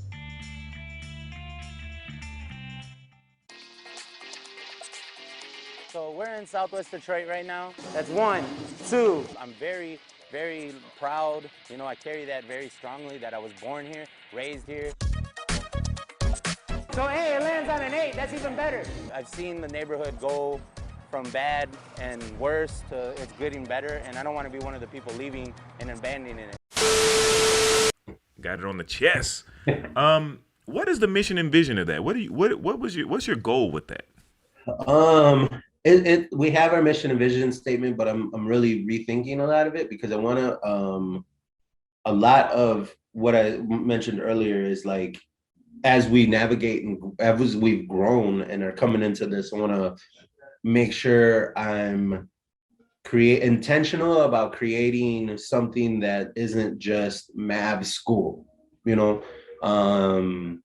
So it's like I'm really like our mission is like empowering youth voice, and whether that's through dance, art, music, anime, comic book design, technology-based arts, like, you know, live streaming and podcasting and stuff like this. You know, like, we're really intentional about that voice aspect of it. So a lot of our programming and planning comes from like the people we serve. And I would say the next part of our mission is accessibility. It's got to be affordable, location-wise, it's got to be accessible. Affordability is a point of access. Location is a point of access. Representation is a point of access. Like, if it's just a bunch of people that don't look like you teaching in this space, you're never going to see yourself in that space. So we're in a predominantly Black and Chicano or Latino neighborhood. So, you know, having Black and brown instructors is important for me. So that way that identity exists. So that way people can, hold on, House of Jit. Is there heater? Just 1 sec. No doubt, man. Do you think? My bad. So House of Jit practices at our studio, and they're another Jit crew and stuff like that. And I forgot to turn the heat on because I turned it off. We've been closed for a week, so I turned it off. So it's probably an icebox in there.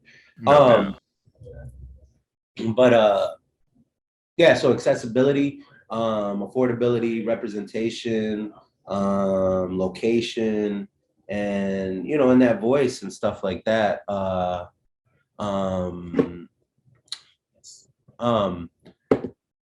Those are all aspects that, like, I feel like are just part of the foundation of us growing and like what our mission is and stuff like that. So it's like, you know, like when we teach, it's not just a breaking school, Street Dance Academy, but like we also represent hip hop. I probably should have thought more about the name, but whatever. No 6 years later, we're here. There you go. But we teach hip hop culture, so we're like, how do we get that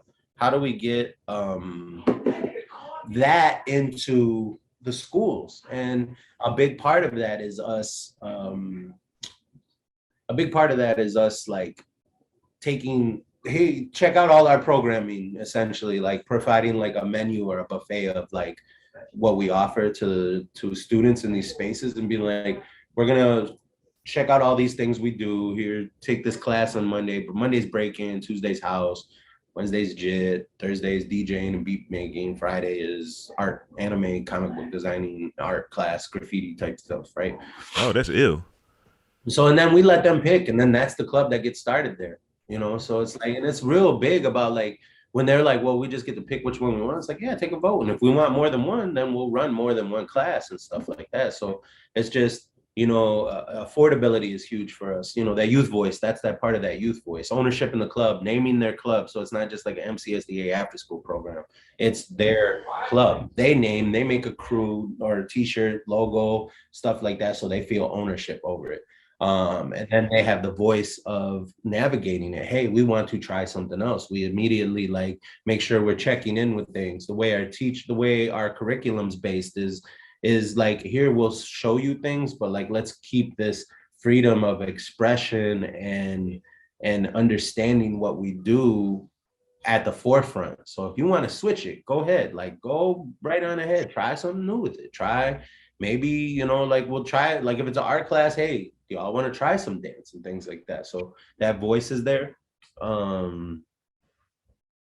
Even like with a lot of our planning, like when we bring people from out of town, I have my board, which is our youth board, which is like has its own third voice. Like there's my voice, there's the community voice, and then there's the youth voice. So they have equal playing in these three voices. So when we like vote on things about bringing people out for workshops, investing in things, how we're going to navigate this money we just secured through a grant, that's there. And then that's, that's that voice.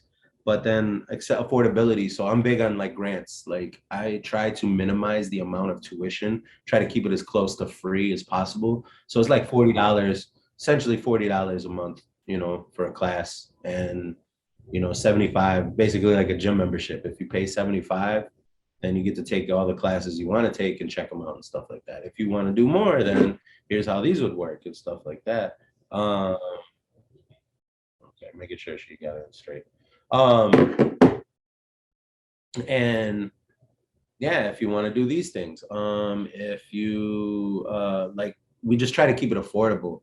We're in a low income neighborhood, like we're in the hood, like this stuff needs to be accessible. This is who got it started, and the youth culture in the Bronx, and influenced it all the way around. And then representation. So like that's like like how, again, our teachers, the majority are Black and brown. So it's just having that representation. Everything's in Spanish. All of our signage is in Spanish too. It's in Duolingo. It's even starting to become, because like we're starting to see a lot of Arabic kids coming over and stuff like that. So we're starting to translate stuff into Arabic. And it's because of our proximity to Dearborn, which is a very huge Middle Eastern population. Our next guest is making history, the first Arab American elected as mayor of Dearborn, Michigan, home to the largest Muslim population in the United States per capita. And here he is, the young fella himself, Michigan State Representative and Mayor-elect of Dearborn, Michigan, Abdullah Hammoud. Sir, thank you for being here. And I say young fella, you're 31 years old. You were elected to the state legislature at the age of 26. So that's why I put that in there. But something you said during your campaign is that you are happy that you were being elected because people are paying attention to the direction that you lead and not the direction that you pray. Can you expound on that a little bit? I believe it's the biggest outside of, like, in the world. Like, honestly, Dearborn's concentration of Middle Eastern cultures outside of the Middle East is the biggest in Dearborn, which is wow. Oh, that's crazy, right? And it's just good old Dearborn, Michigan. Yeah, just right there, and it's like, damn. But yeah, so and then our vision is just essentially just to create a scene, a big, like, my vision isn't one that I want to rely on for outside support from the national breaking scene. Like, I want us to be self-sufficient on our own. Like, if you see Houston, it's banging events, like, and 9 times out of 10, barely anybody from out of town came. It's just they have a huge scene. LA is a perfect example of, like, huge, just self-sufficient. Don't need anybody else. Yeah, really. Like generations of people. So that way, judging, DJs, graph, right? Like the whole hip hop thing is just self-sufficient. So like MCSDA wants to build that. As we've grown, we've also learned that we want to stop like the mass exodus, mass creative exodus out of the city for everybody leaving. So like we got like some programming that like ties into like professional development. So like as somebody a young adult gets dope at their craft, like, I don't want them to feel like they have to leave. They can stay here. So it's connecting them and accessibility to like performance spaces and things like that, like that they otherwise wouldn't have, you know, giving them all this stuff, like they're building out their EPK, their press kit stuff. So like their bio, resume, logos, social media streamlined, their own mission statement, their own creative application, their own, all these different elements that I want them to own, so that way they can own part of the city as well. Like in the creative aspect of it, the what's it called, the creative and like arts world that exists.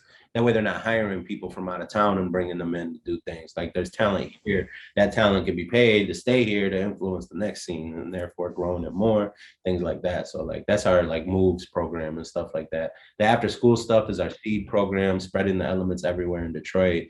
Moves is making our visions empowered and successful. That's the professional development, hip hop artist incubator type thing and stuff. So shooting demo reels, photos, headshots, stuff like that. All that. So that's like MCSDA, like as it moves, literally. Man, that's super fresh, man. And like the fact that you are, you know, such an ambassador and such a contributor to the Detroit, you know what I'm saying, dance, and you said JIT, also just hip hop and other just outside dance styles, you know what I'm saying? That's really fresh. I got a question for you. So I guess I got a bunch of questions for you. That's why we're here. But anyway, something that kind of popped up as you were talking. So you're a Mexican American, and you find this African American culture. You become a participant. Then, as you develop in your participation, you become more than a participant. You become a creator. You become a I don't know, a provider, because you're providing all these opportunities. Do you ever think that as a Mexican American that's a contributor to this culture and a member of it, do you ever think that you get, like, the Mexican American contributions get lost under the term Latino or brown? Yeah. Because when people think of breaking and they hear Latino, they don't think Mexican. They think, oh, Puerto Ricans. Mm-hmm. You know what I'm saying? Do you ever feel that way? How do you? I don't know. How do you feel? It's weird because I exist in this a black city. You know what I mean? So like my identity is black music, like is gotten down through me, you know, like it's passed down through me, you know. So it's always been like, when this like became like the point of conversation for a lot of people, you know, about like, was a black created art form? No, Latinos were there in the beginning too and stuff. And it's just like, as people, like for me personally, understanding like the diaspora and how all of that worked. And like just on a simple level, James Brown, like everybody calls him the godfather of this stuff. He is a black man making black music. Therefore, why is it like, I don't know. I get it because people feel like they're erased. I also don't like the term guest because I'm not going anywhere. Like I'm in this house as well. But I understand I didn't build the house. I understand like I'm in a black like created space. I understand that the black music, whether it's house, techno. The mentality of the machines, considering the assembly lines of the automotive companies, you know, we've gotten our inspiration from that decay.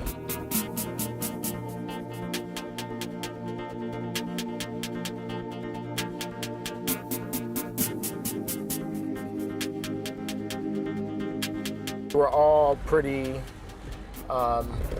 interested in synthesizers and drum machines and all that because it has a lot to do with our background in machines with automotive factories. So we just kind of put a soul into that machine, and that's how techno became what it is today. Techno, the big three, all three black males, three black men that created techno. Like, you know what I mean? Not EDM, not this weird shit that comes out of Germany.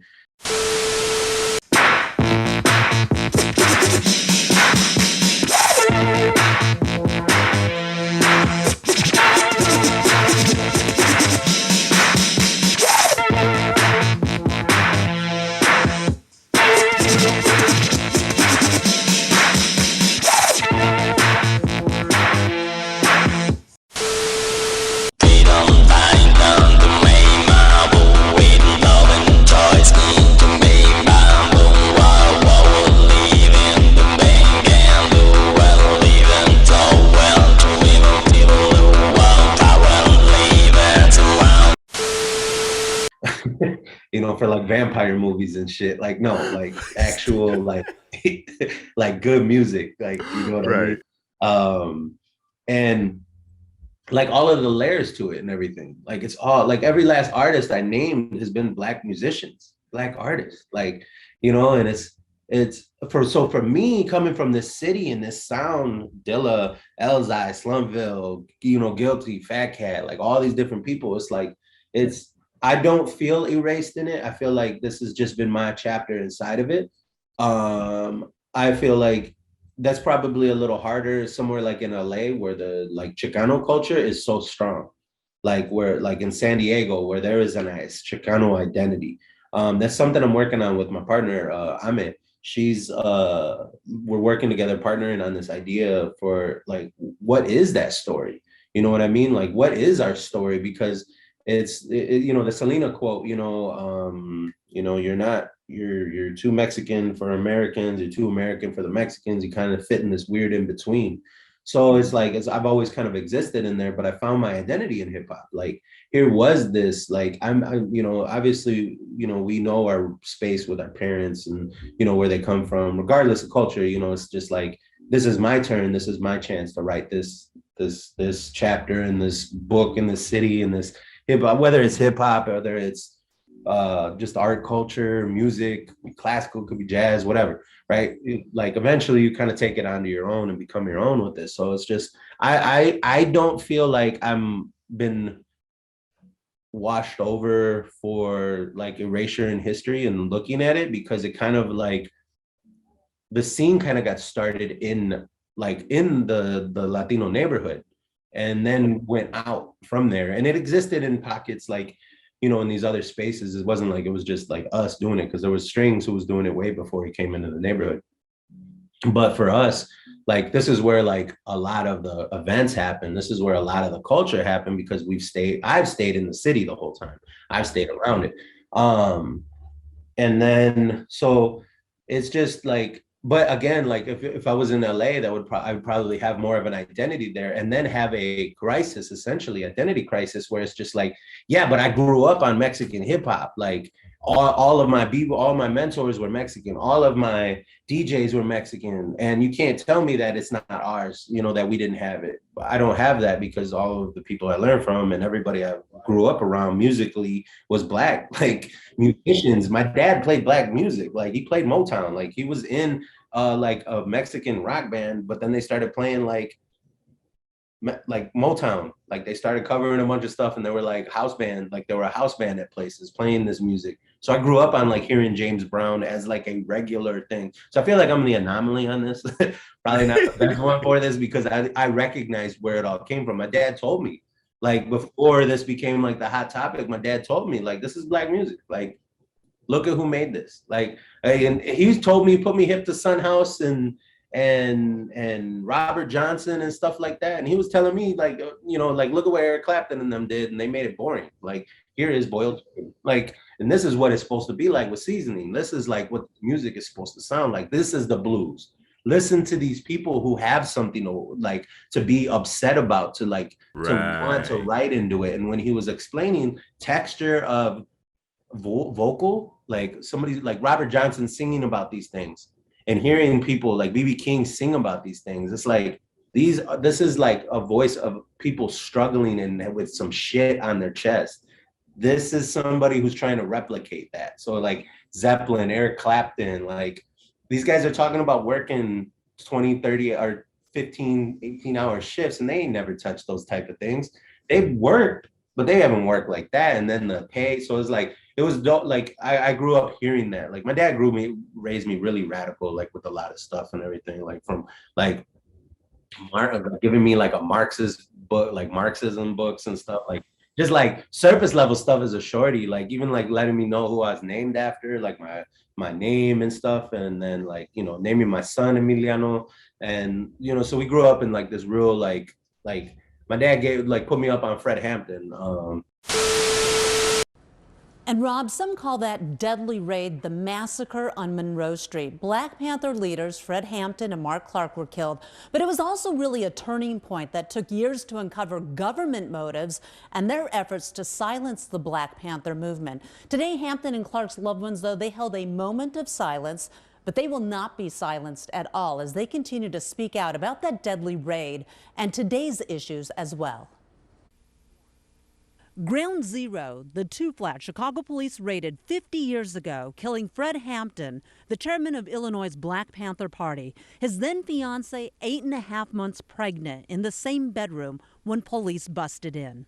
When Chairman Fred looked up from the bed, and he moved real slow, and he never moved out the bed and laid his head back down slow. And I left that room with no blood on my clothing, which indicates he had not been shot while I was in the room. Like real young. And so I was just like, oh snap. Yeah, like real radicalized, like as far as like looking at the American flag as like, ew, like you couldn't like stomach it type things because I knew what they were doing and stuff like that. Like, you know, and that's how like my politics always played into this. So like understanding, hey, you know, this is my chapter. This is how I'm going to take, this is how I'm going to do the next steps into this culture. And then even just the accessibility, like it's something I tell everybody is just like, I don't put myself ahead of that and everything either. I don't make myself the gatekeeper. I don't make myself the you have to come through me in order to get this. It's just like, you know, one of my other crewmates in Fresh Classics, Trish, she's, you know, a young woman, Black woman dancer and artist. And I constantly tell her like, you know, what do I need in order to support your mission and vision? You know what I mean? How do I put your voice ahead of things and stuff? And so it's not just constantly me, like, what do I need to do in order to create that? Because it's just what, you know, it's the response, culturally responsible. Like, it's just what I'm supposed to, you know, what we should be doing, you know, like as somebody who has access to a table that historically other people don't have access to. You know, why am I gonna complain about it on one end and then replicate it in myself and what I do? So I'm constantly always asking them to hold me accountable if I do misstep, which I do. You know, I'm not perfect. I make my mistakes and stuff like that, but they constantly are like, hey, Mav, the way that you overspoke in this space, and we should have been able to be that. And I'm like, you're right. Next, actually, let's call these people right now and let's make it like known, like where I misstepped and stuff. So I'm willing, and they see that, and that's why the integrity is always there, you know, at the forefront of whatever I do. If I'm a Chicano owning a space that teaches Black culture, right? That's been the space that's like, well, how do I navigate that? It's by making sure that my board is predominantly like represented from the culture that created it and stuff like that. So having those voices there, constantly being like, I got grant money, what do y'all want to do with it? You know, not just on the youth side, but like the people in the street dance scene, like y'all want to throw a jam, I'll back it. I don't need any creative credit. It's there. I need to do this for the grant anyway. So what better than to give you the money and the resources to do it than just make it about like, again, Mavs Dance Academy put on something. You know what I mean? Like, it's like, no, like this is how I support my scene, which is majority Black dancers and me owning a art space that teaches Black culture, art culture, by employing Black artists to give life into that space, as opposed to, again, being like Mavs Dance School. You know what I mean? Making it center. Man, I'm starting to think somebody tried to pull that on you, man, and you just like, hold up. I'm doing this for everybody. Everybody. And then people try to come for me, but my receipts, bro, like if I was out here acting, if I was faking the funk, it would be easy. But it's hard for people because I've cemented myself in integrity. So when these questions of somebody challenging my integrity come up, like I don't necessarily have to say anything. Other people will speak for me. And because they're the people that they're accusing that I'm disservicing too. And they're just like, nah, and they're just like, hold up. No doubt. So Detroit versus everybody. Well, it's one of the most recognizable slogans in the area, Detroit versus everybody. It was started by a Detroit grad whose career took him across the country. As we wrap up this Black History Month, meet the man responsible for this multi-million-dollar business that's changing the way people view Detroit and creating jobs.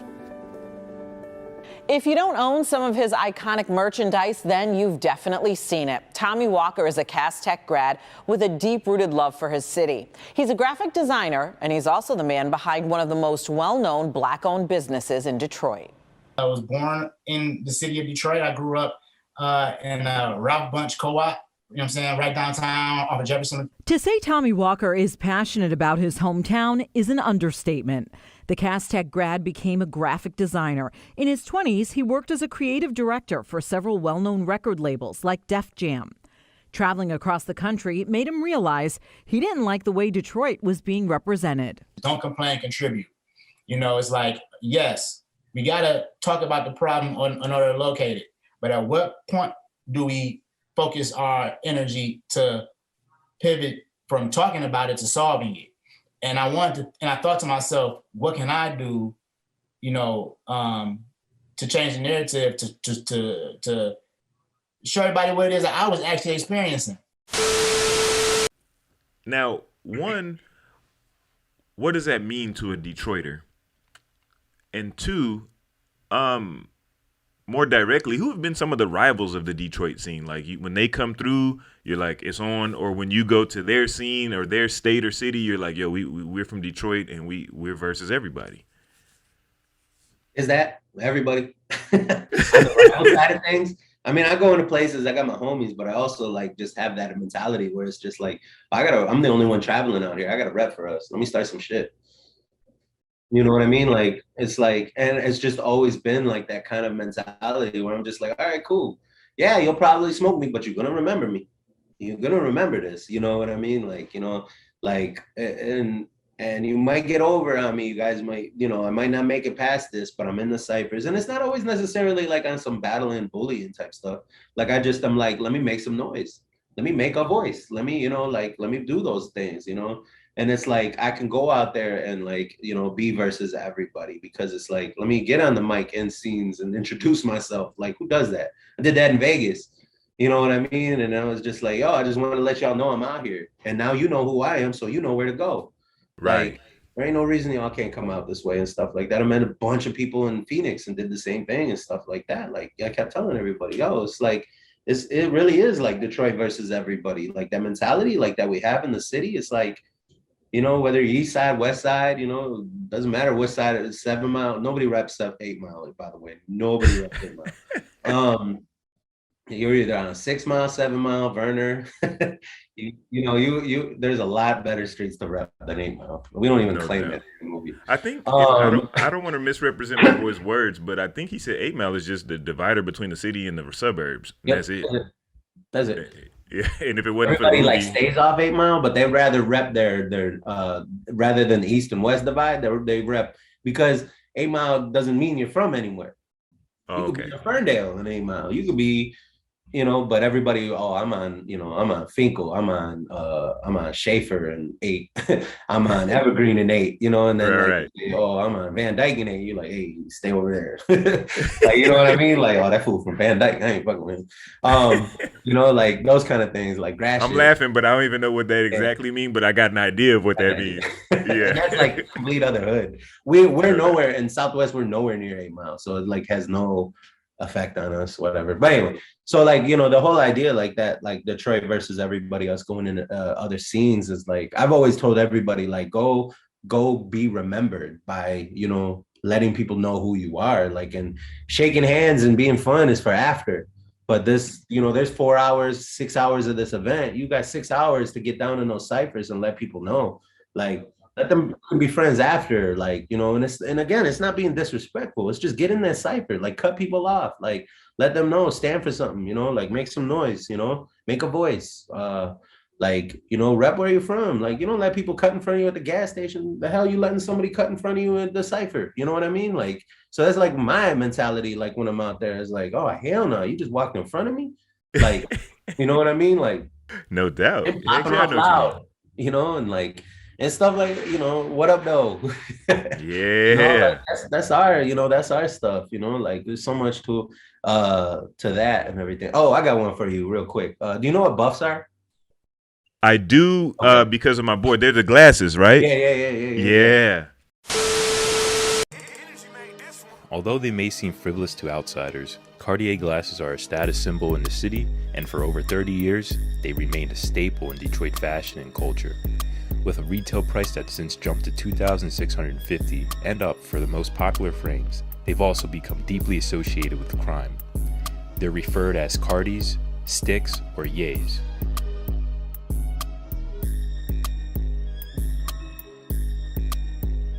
For a while, the most fashionable design were the woods, made with Bubinga lumber and wire frames with the lenses fixed with a gold rim. But today, at the top of Detroit's Cartier eyewear hierarchy are the all-white buffs, immortalized by local rapper Rich Ken on a song of the same name.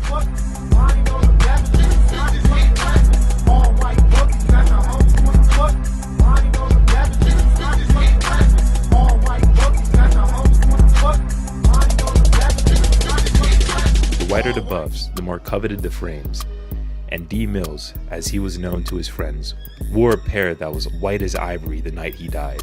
Daryl Miller was just 20 years old in the summer of 2010 when he was killed for a pair of Cartier sunglasses. Yeah, it's like for a while they were like, it was like, right, like you weren't getting your chain snatched, you were getting your buff snatched. Yeah, fools are going after Cartier glasses, and they're like 2-3 stacks, like $2-3 grand for like a pair of, and they called them buffs because the side of it was they had woods, which were just like a wood grain, like the sticks, right? So they called them sticks because they didn't have this little curve thing, so they call them sticks. So you had the wood sticks or the buff sticks. And the wood sticks had the were just like a piece, like wood grain looking and stuff like that, Cartier frame. But the buffs were white buffalo, so that's why they're called buffs. That's why they're called buffs, is because they're white buffalo. And it's this like, Detroit thing. And you could lose your life over something if you go in the wrong place. $2,000 glasses, bro. Like, I don't get it. I mean, they do have some like real high end ones, but I don't even bother looking at that because I will buy them. No doubt. There's part of me that's like, yo, I gotta walk into a jam with some buffs by the end of the year. Like I'll win right. The city, but like, and that's like, that's some Detroit versus everybody stuff. What was the first part? My bad, I forgot the first part. I answered. No, that was what does that mean? And then what have been some rival cities to Detroit? Rival cities, I feel like, has always been Chicago. Like we've always had a rivalry with Chicago. Chicago's, there's always been a rivalry, at least for me personally. I don't know about the younger gen. We never looked at Ohio as anything. Like there was Taekwon. Outside of that, it was just like, it's Ohio. I don't even want to drive through there. Like it seemed like the attitude already just being because of even the universities and the history of the states. Like it's just like, all right. And I don't want to say it wrong, but didn't Michigan and Ohio get into a war at one point, like way back, like in the 1800s or something like that? It was 1835, and it looked like war was on the horizon. A force of more than 1,000 troops had arrived in disputed territory, occupying the largest town in the area, make it the center of their defense. The townspeople may have had their own opinions over who the land belonged to, but they knew that their future depended upon which army could defend their claim. Just to the south, another force had arrived to defend their position over who owned the disputed territory. The forces represented the state of Ohio and the then territory of Michigan. And the land over which they were preparing to go to war was the then small town of Toledo. Probably. But anyway, and it's Ohio. Like it's like y'all like corn is what y'all rep, like, but not even like the right kind of corn, like maize, like Mexican corn. Like we'll rep all that. That's children of the sun. My homegirl's got the corn tattooed on her and stuff like that. That's our legacy. This is not the same thing. But it just, we never really had like a rivalry with Ohio. I had a good rivalry with Busy Brooks out there for a little bit and stuff like that in Cleveland. That was fun just because that city felt like Detroit. And we just happened to cross paths a few times, butt heads, and just have fun. And it was all breaking. It was never disrespectful Chicago got kind of like heated a few times and stuff like that with us, and just they would always come over. They've always kind of been like a big brother picking on a little brother with us. So like we've always, eventually we got some, did some push-ups and we're able to hit back. There you go. That was like our rivalry, but it was always, like, and then I guess like the meaning of Detroit versus everybody is just like, I feel like it happened in breaking too. It didn't matter where we were repping for each other over like our little stuff. We were more concerned with that identity of like Detroit, just because like when you again to the parts about the city infrastructure and stuff like that, like, yo, we need each other. Like we have to be versus everybody. It can't be, I'm just gonna do this alone. Nobody in the city has ever like had that mentality. Like I did this, I pulled myself up. Like I'm big on this phrase of village state of mind. Like it really does take a village, from raising my son to starting the academy to myself, my own personal growth. It took a village, like it always takes a village. And like, that's very counter to like, capitalism and, individualism. And Eurocentric views of like, I did it and stuff like that, like as opposed to like, no, this took a village. This takes all of us. You know what I mean? Like this takes, everybody has their input on it. And when somebody makes it, they represent that village. That's why I go so hard for my neighborhood. Like when I talk about Southwest and I talk about my neighborhood, it's because there's so much that keeps us up. House of Jit is at the studio and they pay a couple bucks and we keep it affordable, like for them to be able to use the space to practice, to rehearse. And then they go on and they drop our name when they're on like Foot Locker commercials and stuff like that. And it's dope. And it's like, because at the same time, anytime we have anything, we make sure to bring them on and put them on. So it's like all of us supporting each other. Halim and Hardcore Detroit, we always make sure like, hey, yo, like I'll reach out and figure out some things and bring them on for stuff, that I feel like is a space he's definitely like when they start talking about like historical Detroit hip hop breaking, who's the blah, blah, blah, man. It's like, yo, let me bring in Halim for this conversation. Let me bring in Strings for this conversation. Like before y'all start labeling that for me, because that's not me, because he existed way before I did. Well, not way before, but like he existed before I did and the rights are there. So it's like, it really is this Detroit versus everybody. Tommy, he went to Cass. You know what I mean? And like the way he got his stuff started, it was just that. And it's dope because it's just like, you've seen every city see how dope that was, that they replicated. There was Cincinnati versus the world, Cleveland versus the world or some shit. That's what started it actually. It was the really? Cleveland versus the world shirts. We were laughing at them and they got pissed. So we're like, all right, bet. And I wore Detroit versus everybody. That's the original. And I'm just over there. I just love talking shit. So right. And then, so we did all that and then we go, and then we see it elsewhere and stuff like that. Now it's kind of a staple for every city to have their versus everybody, but it's like, where'd that start? You already know. No doubt. Speaking of Detroit, fill in the blank. You've really been to the D if you hit a coney after a jam. There is nothing more American than the classic hot dog. But here in Detroit, that classic comes covered in chili, smothered in fine mustard, and coated with chopped onions. Hey, a coney dog, please. Man, I got one up. Give me a coney dog with everything on it. One to go, everything. American Coney Island doesn't just sell coney dogs, they helped create them. An institution since 1917, the oldest family-run business in Detroit has seen this city thrive, falter, and resurge. Then I've been to the D. I've been. If you hit a coney, man, if you've been to D1, Dooley, like Coney Islands, like to explain it, are like these, and they're all Albanian owned, which is wild. I did not know that. Yeah, the most 90% of them are Albanian owned. Wow.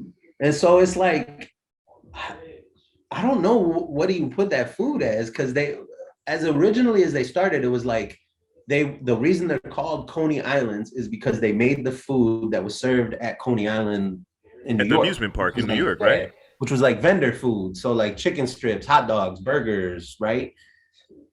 And then eventually they started serving breakfast. And like they're known for ill breakfast spots, like 24/7. You can't not go into a Coney and order breakfast. Like they always have breakfast. Like it's not like, oh, we only serve breakfast till 11. That don't exist. No. Wow. Yeah. You've been to Detroit if you've been to a Coney. Like it's what we do. I don't know if you're familiar with Vader AMS up in. He always hosts a lot of events nationally. He's from Chicago, but me and him always had like a rivalry, just because we were always talking smack back and forth about hot dogs.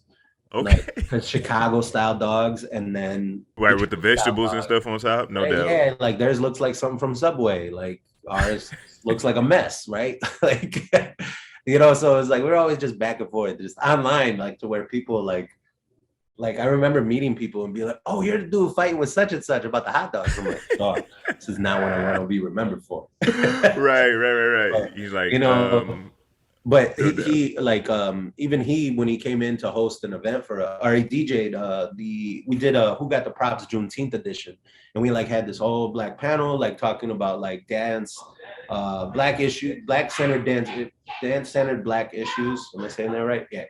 And a whole panel on it. We, all our businesses that were represented were all black owned businesses, and we had a couple of our homies locally, like one of the women owns a smoothie shop and stuff like that, healthy eating alternative that we have around us. But we specifically went to my homie's family who owns this Jamaican pot spot, and if you showed up to the panel, you got to eat for free and you got into the jam for free.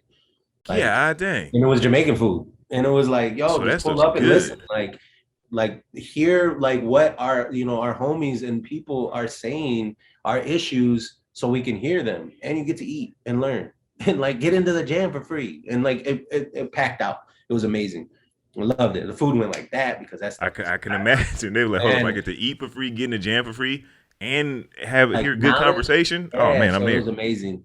And but he came out for that, and he DJ'd it, and he was on the panel, and he hung out. And afterward we finally squashed our beef over hot dogs. So he went to Chicago Coney. versus Coney. Yeah. So next time, he got some. He was like, "Damn, these are actually good." So I was like, "All right." I haven't told him, but like I never liked those, but I finally went out there. Last time I was in Chicago, in and out for some business, and I finally had a Chicago style dog, and I get it. It's just. It was good. He said, "I'm still rocking with Coney, but I get it." Yeah, I get it. But yeah, no doubt. That's the right thing. Word. Now, you were friends with Mex One, rest in peace, and you had a huge respect for him. Who was he to you, and how did his passing affect you?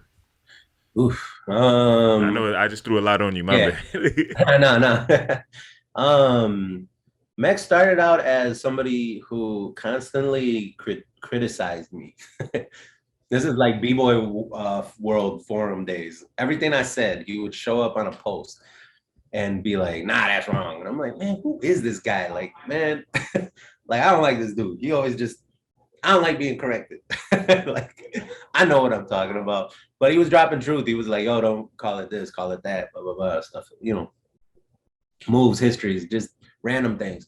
So then randomly I messaged him and I was like, "Yo, what's your problem? Like, like you always busting my balls on things, man. Like, let me live, And he's all like, "Well, if you're gonna be," he's like, "I heard of you, and if you're gonna be out there leading, you need to be leading right. So I'm just trying to help you. Don't be don't get in your feelings about it." And I was like, "Damn, all right, well, my bad. I get it now." And then we messaged, talked stuff. He sent me tapes and stuff like that, and was sending me cool footage, like some underground stuff. I think he sent me the first Outbreak tape. Okay. Yeah, and so I was like, "Oh, dope." And then I was throwing this jam I threw called King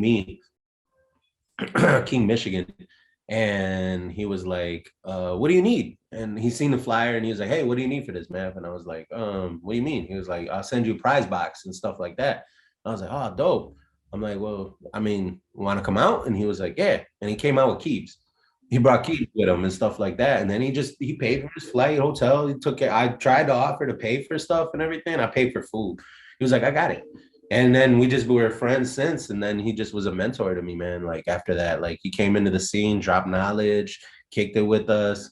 It was huge, man. Like just our relationship was just awesome because I finally had somebody to go to, like as like a mentor, like that was like established and known, and I knew like how everything worked. So I was like, "Oh, okay." And then he was the one who kind of like taught me, how do I put it? Like he was like, in order for you, because he was like, I was telling him like, damn man, I'm broke. And like after I threw the gym, he was like, what do you mean you're broke? And I was like, yeah, you know, like I was like, I'm hustling up rent money and stuff like that because I had to spend rent money in order to throw the gym type thing, you know. And not to cut you off, man, but sometimes I think people underappreciate the promoters and organizers, man. They don't understand that the risk that we take. They think like we're out here just making money hand over fist. And I'm just, you know, when I used to do events, I'm just like, that's not the case, sir. I wish it was, but it's just not, you know. But anyway, back to your story. Yeah. So he was telling me, he was like, how do you, if you want to stay in this culture, how do you expect to stay in the culture without, you can't even sustain yourself? How are you going to sustain your mark in the culture? He's like, sustain yourself, whatever that, you know, and that meant like getting my stuff together, my finances and everything, being a better adult about things, and then be able to sustain it on like a space and a promoter side of things, like, and sustain it. He's like, once you start sustaining things, then you'll start thriving. Once you start thriving, then you'll start providing for people. And it didn't dawn on me about the providing part until I got into a space when I was cutting people checks. And I was like, I see what he was talking about. So it was huge for me to like work through that, because I went from a space where I was like when I opened up the academy, I had to sell, like at one point I had to sell the cars because I was like, I don't have the money to keep this going. It was struggling. And I was like, I got to get this to sustain.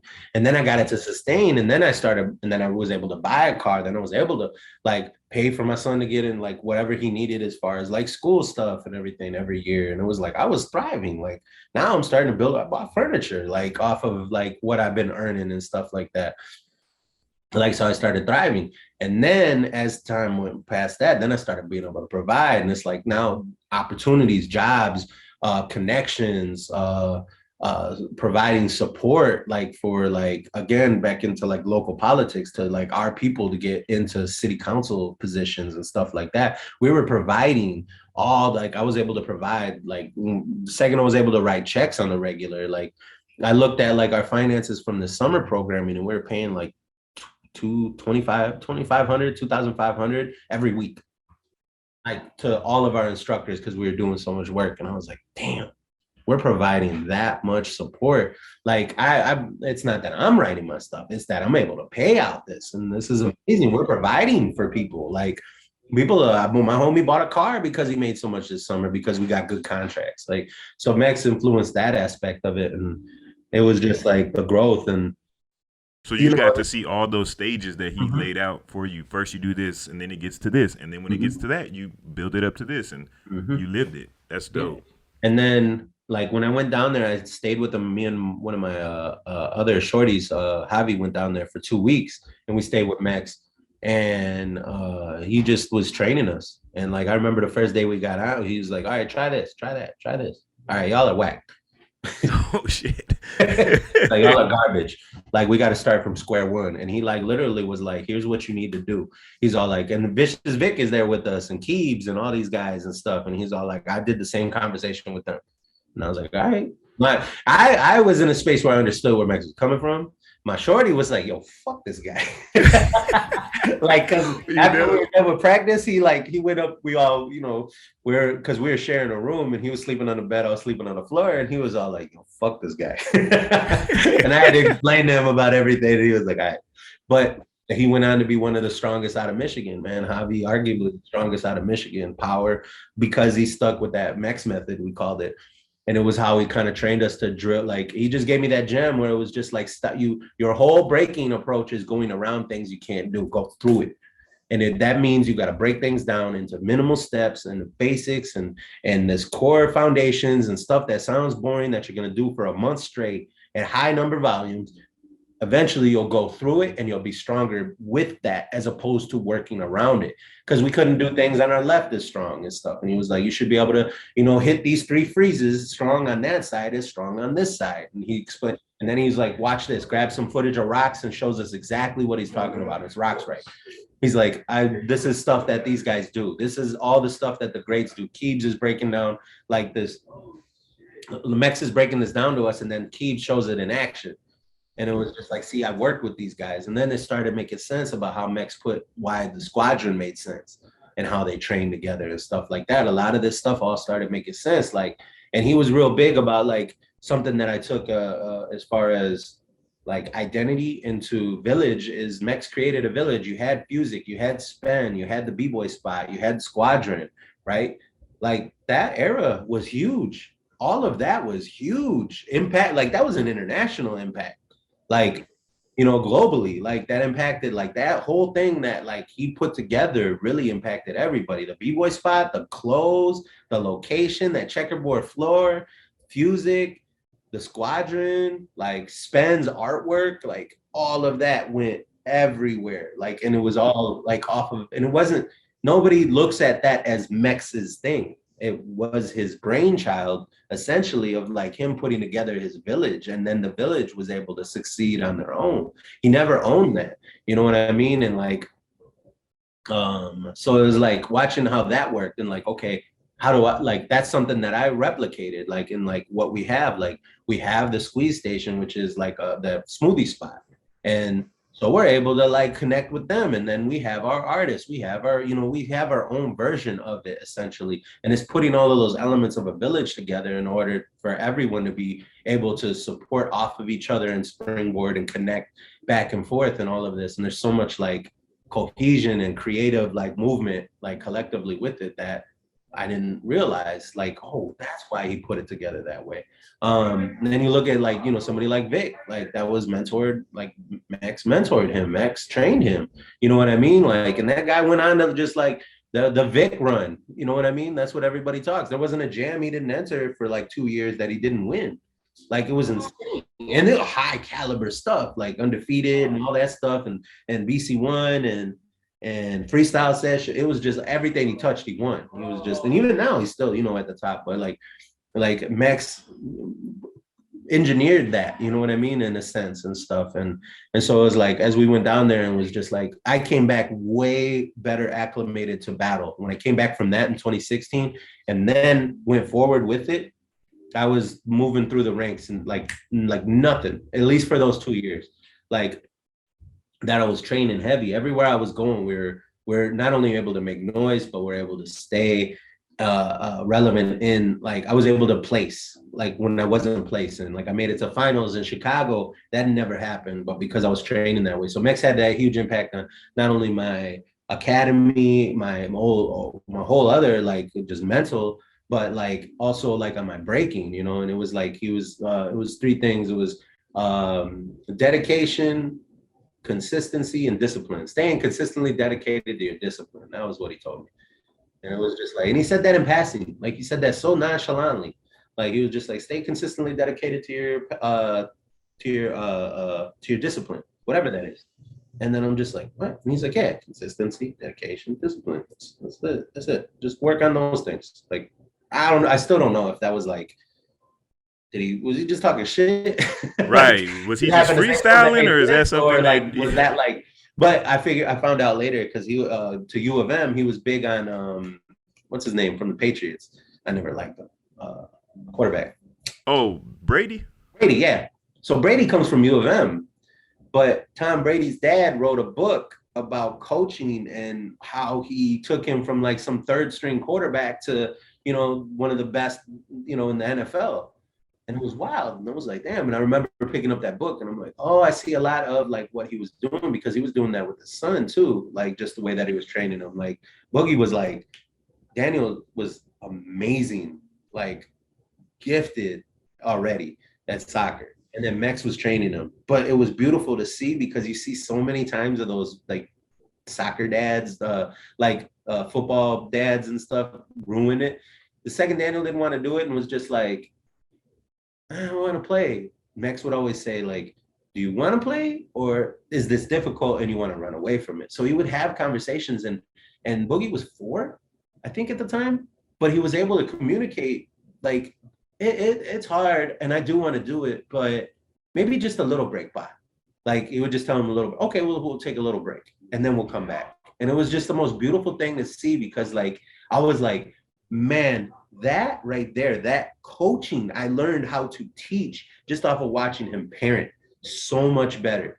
Like when I came home and was teaching, it was like a whole other person was teaching. Everybody was like, man, this is great. Like, you know, I love the way you're talking, like the way that you're doing things. And it was just like, yeah, because I watched that work. Because then Boogie played foosball or with the Nerf gun or something like that, and then grabbed it and then went back to he went back in the room, because Mex had like this room that was just like a soccer training room, like so he had like an extra room in his crib. He turned into like a soccer training room and stuff for his son. And so then his son went back up there and then looked over the railing and was like, hey, wow, I'm ready, you know, and everything. And then he went up there and did his thing, and it was just like, damn, like that's dope, you know. So it's like, yeah, that is all dope. these different things, like just from those 2 weeks, man, just being down there. And then I got to go to Disney World. That was crazy. Like Max didn't care for it, but Lito from Soul Lito from down there in Orlando, Soul Culture, he hit me up. Oh, you're in town? All right, bet. My mom's this huge general manager at Disney. I could get you passes, these gold passes.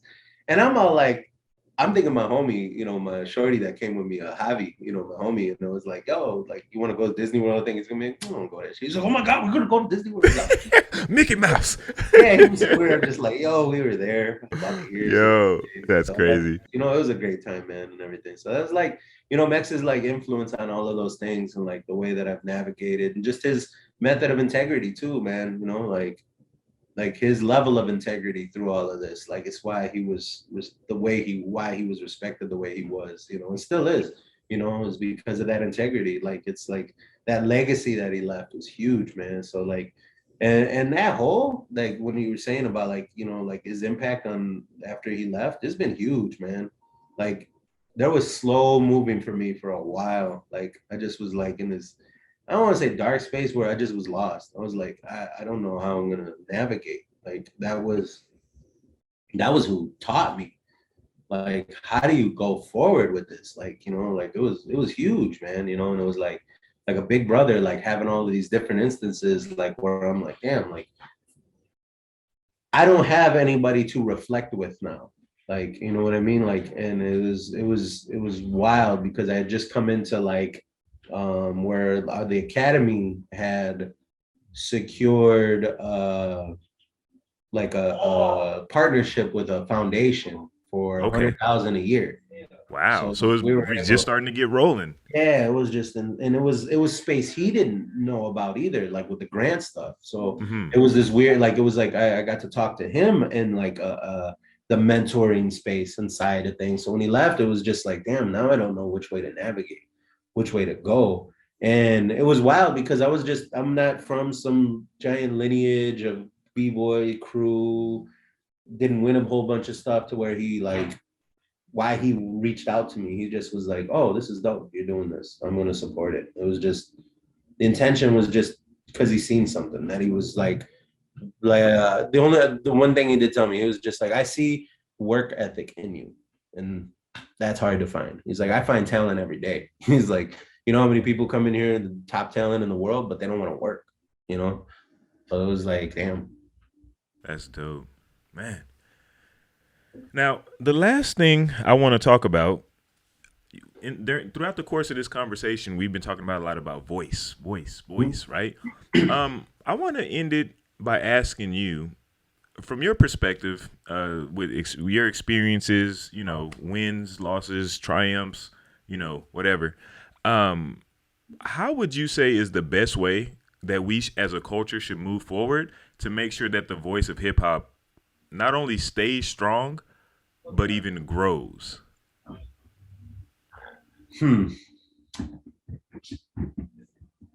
I think we need to have more forums, more town halls, more spaces where people are able to vocalize these issues, local issues. Like, I feel like it should be like kind of like the breaking, what's it called? The Vanguard, Hip Hop Vanguard is amazing with Asia One. I feel like that could be a perfect platform. People that have, like, it's Asia One. Like, there's people that are like in this community that have went above and beyond, not just because she threw B-Boy Summit, B-Girl Summit and stuff like that, but they've like created a socially conscious platform of like amplifying voice, amplifying that. And I feel like those are the people that we need to really back with this. I mean, I'm 100% behind breaking for gold. I'll say that right now. I think my only question is they just immediately just started putting people on their own people. And that felt counterintuitive to how we should be going about this. I'm not saying that anybody in those positions is wrong. And you could argue left and right about Crackers Axe's politics and stuff like that. I feel like there is some value to him being there. I don't think he's a shitty person. Just our politics don't align. Okay. I disagree with 90% of what comes out of his mouth and how he's things. And I'm not familiar with. I know who Crackers Axe is, but I'm not familiar with his politics. You might as well have been there. I'm not even going to get into it. Okay, no doubt. He's very right wing. He's very right wing with things. Okay, enough said. Enough said. I just feel like it's not that he doesn't have value in that space, but look at what happened. He got put on, and everybody vocalized against it. That wouldn't happen if you canvassed the community about who should go into those spaces. I feel like we had no voice in this. If this is what's representing us, then we didn't get a chance to speak about it representing us or those people. And I'm not saying that those people shouldn't be in those spaces. You got El Nino, Box, Taekwon, Crackers Axe, Omar, right? That I could just think of offhand. All of those people are exactly who. But I think the process of them getting into that space and who and how they got all selected is what, if that continues, that's going to be an issue for us as a community. And that because we won't have, it'll be like almost like you got, everybody always says the break Illuminati. They used to say Max Cross and what's his name over in Europe, Renegade and stuff like that. Yeah, and I've heard it called the cartel. I know. Cartel, you know, we call it the commission out here. They call us the commission, like, you know, Uncle Paul. No doubt. Right. The commission. But yeah, so it's just like, but it's like I don't want those. I don't move that way. I don't think democracy doesn't move that way. I think understanding some of like the politics and how that could play in shouldn't move that way. And it's an issue if, you know, we're not able to vocalize, even challenge it. Why did that happen? Why are you getting mad that I'm questioning you for letting that happen? Like, that's an issue. Like, that would be a point of contention and conversation. I feel like there should be some community canvassing, you know, like as far as like, it's the first thing you do. Like when you try to like any sort of activism, any sort of change, social justice, activism type things, right? Well, regardless of which side you want it to be, right? You talk to the people that you want to serve to figure out if what you're doing is actually what they want. And if you are the person to be represented doing that. If you're not doing that, then you're just kind of like speaking on people's behalf because of your own intention and your own method or outcome. Like you want something from it, so you know you can get that by putting yourself in that position. And that gets into like, you know, dictatorship type stuff and everything, you know, and like we don't get a say, we can't question it, we can't have conversation to build. Like I disagree with a lot of people. That don't mean I hate them. Like as long as your politics aren't like actively oppressing and hurting people, I'll hear you out. You know what I mean? Like I can have those conversations and you around and stuff like that. This stuff, I don't know, like it became an issue with like this Ben Hart dude because like a lot of his stuff was like heavy Trump, heavy anti-illegal immigrant type shit and everything. It's like, how am I supposed to share a cipher with somebody that's like actively calling me illegal? Like, you know what I mean? Or my people, like, cause I'm from here. Like, you know what I mean? But my people, like my family, the kids I teach, their families, like the amount of times I've had to go to court with families, like to help them through immigration issues and stuff like that, to help. Like, you know, it's just been like, how am I supposed to share that cipher? There's a difference there between like disagreeing on some other politics and stuff like that, especially like this break politics shit. Because at the end of the day, I just kind of step back and I'm just like, none of this affects me. Like, I always say, what you eat don't make me shit. Like, so none of this, because y'all haven't been involved here, right? So why it had to be Detroit versus everybody? Since y'all didn't stay, y'all never tried to like connect. We exist on our own. We don't need any outside. We don't need the Olympics. We don't need this. We don't need that. We don't. Oh well, you're gonna be able to make tons of students and blah blah blah, and all this is gonna come from it. No, it's not. No, it's not. No, it's not. Let's go ask the kids about the Olympics. They don't give a shit because you don't talk to them. You don't hear their voice. And yeah, there might be some that'll be down, and then you'll get a bunch of, guess who does care about it? The white kids in the suburbs, because they know the opportunity that could come from it. The kids in the hood don't. They just need something to do. They want something to do before, idle hands move in. So it's like, for me, it's like, well, you're going to make so much money. No, I'm not. No, I'm not. I am going to make hand over fist with city contracts because I'm involved with my local politics, because I understand.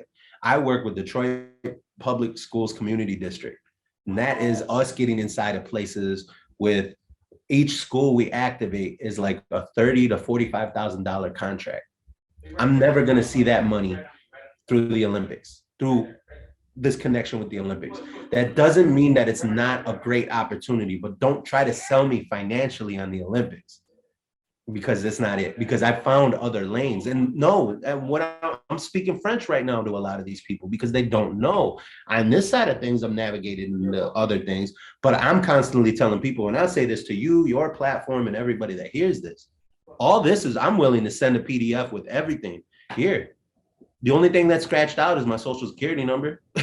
Right. Like outside of that, like, you want to learn how to write grants for breaking, to get money to secure for after school programming, for summer programming, for your facility, for whatever the hell you want.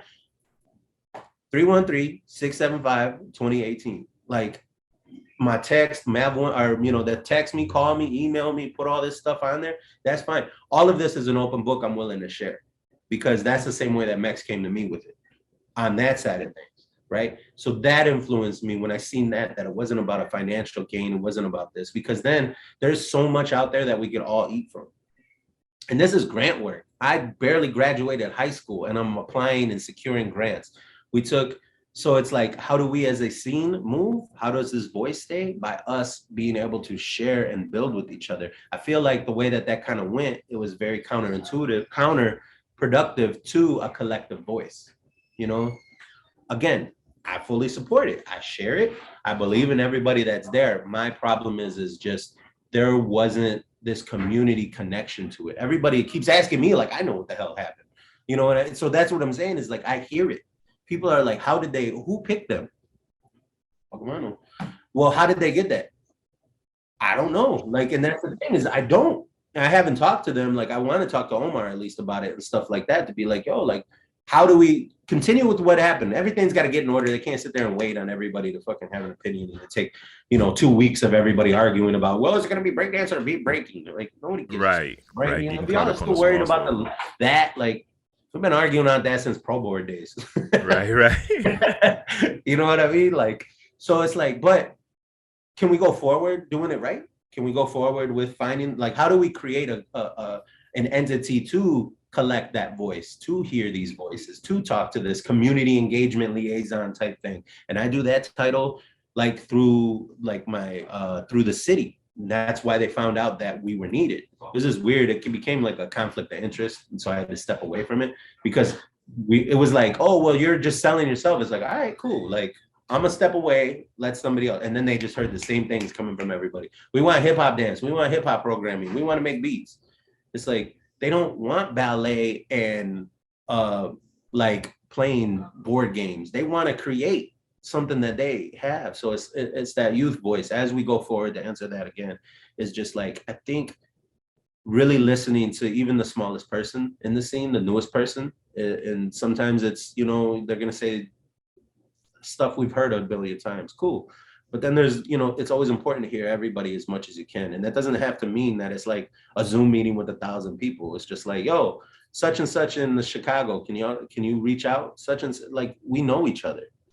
Like, we all know each other. Like, it's like, how can I connect to Phoenix? You know what I mean? Like, I'm connected now through this way. How can Phoenix reach out to Detroit through this, right? Talk to LA. What do they want to see? And obviously, everybody's scenes are going to have different needs and stuff like that. Like, right, different little nuances. Yeah, you know, yeah, here and there, and then collectively, people will be like, "Oh, I personally think if you asked everybody in the scene to pick people in those positions, they would pick exactly who's there." I wholeheartedly believe that everybody that's in those positions, maybe not Crackers X, a lot of people don't like it. Yeah, little shots fired at Crackers. Yeah. You know, but he's there. That's what it is. You know what I mean? Hey, he's there. I'm not mad about it. I'm not about to fight with, argue with them and stuff like that. I listen to a lot of his stuff. I see the value he has. I just don't agree with his politics, and I feel like that might trickle over some things that could get questioned and talked about later. But that's easy to have a conversation. It's not fuck him, overthrow him, blah blah blah. This bullshit, break Illuminati, blah blah blah. It's like, nah, man. It's just like, hey, you know, and maybe his intentions with the breaking stuff completely different from what he does in the breaking. Outside of it, yeah. You know what I mean? Outside of this, going to counter and stuff, which is great. But I haven't had a conversation, so can't assume shit. You know. But I just feel like that is probably my biggest thing. Is like, in order for us to move forward as a scene, as a like collective entity, we just really need to like be better about listening to people, more people collective, like in our scene that have some stake, you know, talk to the stakeholders in the spaces. Who owns the studios? Who throws the jams? All right, you don't got to listen to every B-boy and B-girl out here. Who throws the jams? Start there. You know, those are people that like create and make things happen. So where are they at? Like, okay, what about the people who throw jams, the people who teach, you know, like, you know, things like that, like the grant writers, the people in universities who are doing work, you know, on a collegiate level, like, you know, like work, that probably like 150 people, 100 people, you know, throughout the US that I feel like could weigh in on this and should have a voice somewhere. So Mav, if we want to follow you and what you got going on with the Street Dance Academy, see some more about the Detroit scene, what can we do? How can we follow you? Instagram. I post a lot on Instagram. I stay real busy on our Instagram. Motor City SDA. So like, you know, Motor City and then SDA. And that's across everything, like our Instagram, Facebook, stuff like that, our website, stuff like that. If you want to see the actual space, this is really cool. So you could go to our website and then we have like this whole 360 tour, digital tour, virtual tour. You can see everything down to like the print on some of the paper. One of our homies, one of my students, his frat brother, after he graduated and stuff like that, he interned with us and his frat brother who owns his company. And so they needed to do some more projects. So they came in and did this whole 360 tour of the space. So that's dope. And then, so you can actually see the space if you go to motorcitysda.com. It's cool. You can move around. It's insane. You can measure stuff. Like you can see the dimensions of like you can click points. And it's cool. It's cool. And yeah, Motor City SDA, social media, and then YouTube, Instagram, Facebook, and then my own stuff is Mavone all day. ONE Mav1 spelled out all day, and I stay pretty. I post about our events, battles, stuff like that. We got Cold Chillin' coming up December 19th. December 18th, we're in Indianapolis. So if anybody's landing in Detroit and comes out on Friday or early Saturday morning, bunch of us are, I'm renting a van and stuff like that and just piling people in, and we're going to Indianapolis. Anybody lands in Indianapolis wants to come back out to Detroit with us for Cold Chillin' the next day, then they can come with us. Cold Chillin's a 1v1 top rock, 1v1 breaking toy drive. So you just bring a $10 equivalent toy. Don't bring no dollar store shit. Like buy a kid something he wants to play with. Bring that, donate, and then that's it. And then, you know, now it's 15, but like, you know, we try to encourage everybody. We work with our neighborhood real strong. So we know families, you know, need the extra support. They're not in need of help. They just need some extra support. That's how we try to put that. And there's dope DJs, Shane, Solar DJing. So it's like, yeah. Plug the homies, Michigan Squeeze Station, follow them. That's like when you're in town stuff. If you're on the smoke tip, trees tip, Higher Learning.co is my homie Shane T's brand and stuff like that. He was at the jam. He did a pretty number out there and stuff like that. So supporting local Black cannabis industry through him. Immigrant woman-owned business, the Michigan Squeeze Station.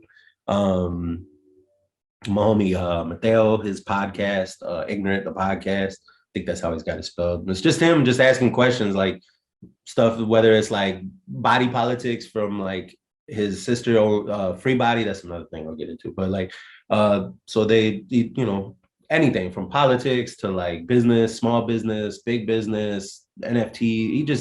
He's learning. His whole thing is I'm just ignorant to this and I want to learn. So that's like the whole podcast platform is pretty dope. Talking about women veteran issues. Like was his first episode with our homegirl Sarita. Like, and that was a whole thing, which was really insightful. There was a lot of shit. I'm just like, damn, they did y'all dirty on some things. Like, you know what I mean? Like, I was just like, ooh. Like, yeah. So, you know, I'm talking to a vet, so, you know, you know, and like, you know what I'm saying? And like, it's, you know, and so it's like small business owners. It's called Ignorant. It's dope. It's really dope. It's really insightful. I love it. And it's something like, again, just as MCSDA grows, it's about giving people the mic. Literally, figuratively, and literally in this sense, we gave him all the podcast equipment. I was like, you want to do it here? Like, I don't know how to use it. Like, make a platform. And he did. I helped him make a logo, branded stuff. He made his podcast and stuff like that. Something he'd been wanting to do for years. He just didn't have access to the technology. We had a cool little Rodecaster Pro interface thing. So him, Squeeze Station, Free Body. That's a bunch of the women that support the space. And it's called Be Free Body on Instagram. It's just women empowerment through dance, adult industry, stuff like that. They own it. They're about it. If you know any, and to get familiar with how all that works, they had a conversation on Ignorant podcast, and they explained all of that, like the politics that go into like women as dancers in the adult entertainment industry, and how, you know, like how awful that industry model standard is. And, you know, you end up walking in paying $150 and you're the entertainment. In what space and what world do we do that as artists? We never have to pay to perform. That's like backwards, but it's in that industry, it's the norm because they're able to exploit the labor, you know? Who else? But Be Free Body. You know, I'm trying to think of anybody else to follow. I'll send you all of them, whatever, the ones I just mentioned, so we can put them in. But there's a ton of other people. I'm always sharing my people's stuff, you know, whether they're artists, local people, flexing his art, local brand, things like that. There's all these different people. Like, again, it takes a village for us to fill up the space. And these are all the artists. House of Jit, Jit community and group, Hardcore Detroit. Like, there's just all these people that are a part of the foundation of, you know, MCSDA, that is just like, if you follow one, you follow all of them, you'll start to get the understanding of Detroit culture. Well, there it is. Mavone, Motor City Street Dance Academy. Mm-hmm. Thank you for getting that right, man. Jesus. Episode, no doubt, episode 31. We out here. Detroit versus everybody. Man, thanks again for coming on the podcast. It was great to meet you a couple weeks ago. Yeah, you know what I'm saying? Just walked up on you like, hey, man, you Mavone, right? And, it was about exactly. But again, thanks, man, for your time. I know you're a busy man. You got your academy, you got your family, you got, you know, so many things going on. And just to spend some time with the Beyond the Cypher family is always priceless. So we want to leave you with our traditional greeting of peace. What up, though? What up, though? No doubt.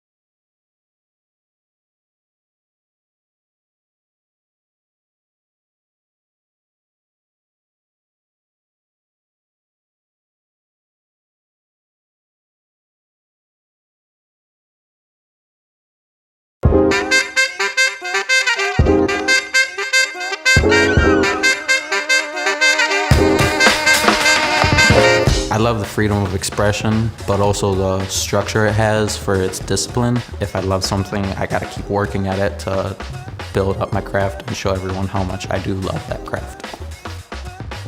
Me growing up as a kid, I'd always be energetic, and I never really had anything to calm my energy down. Having ADHD was a struggle. And then until I found dancing, it's what, maintained me putting my energy into the floor. Everything is possible, it just takes time. That's what I learned from coming here. I kind of get more friends about when I dance and meet other people around the world of Chicago, New York, Ohio. When we battle, we get to meet new people, and then we have some connections. We improve from each other. Yeah, I like dancing with my big brother. Before I didn't know this was here. I went to ballet and I didn't like that. I went to a stepping class, I didn't really like that. And when I came here and I found out you can actually learn different kinds of dancing, I learned how to hip hop and all that. And it made my life really change because I could be a teacher that teaches hip hop and go to different places to see how their cultures are and stuff. It's really cool.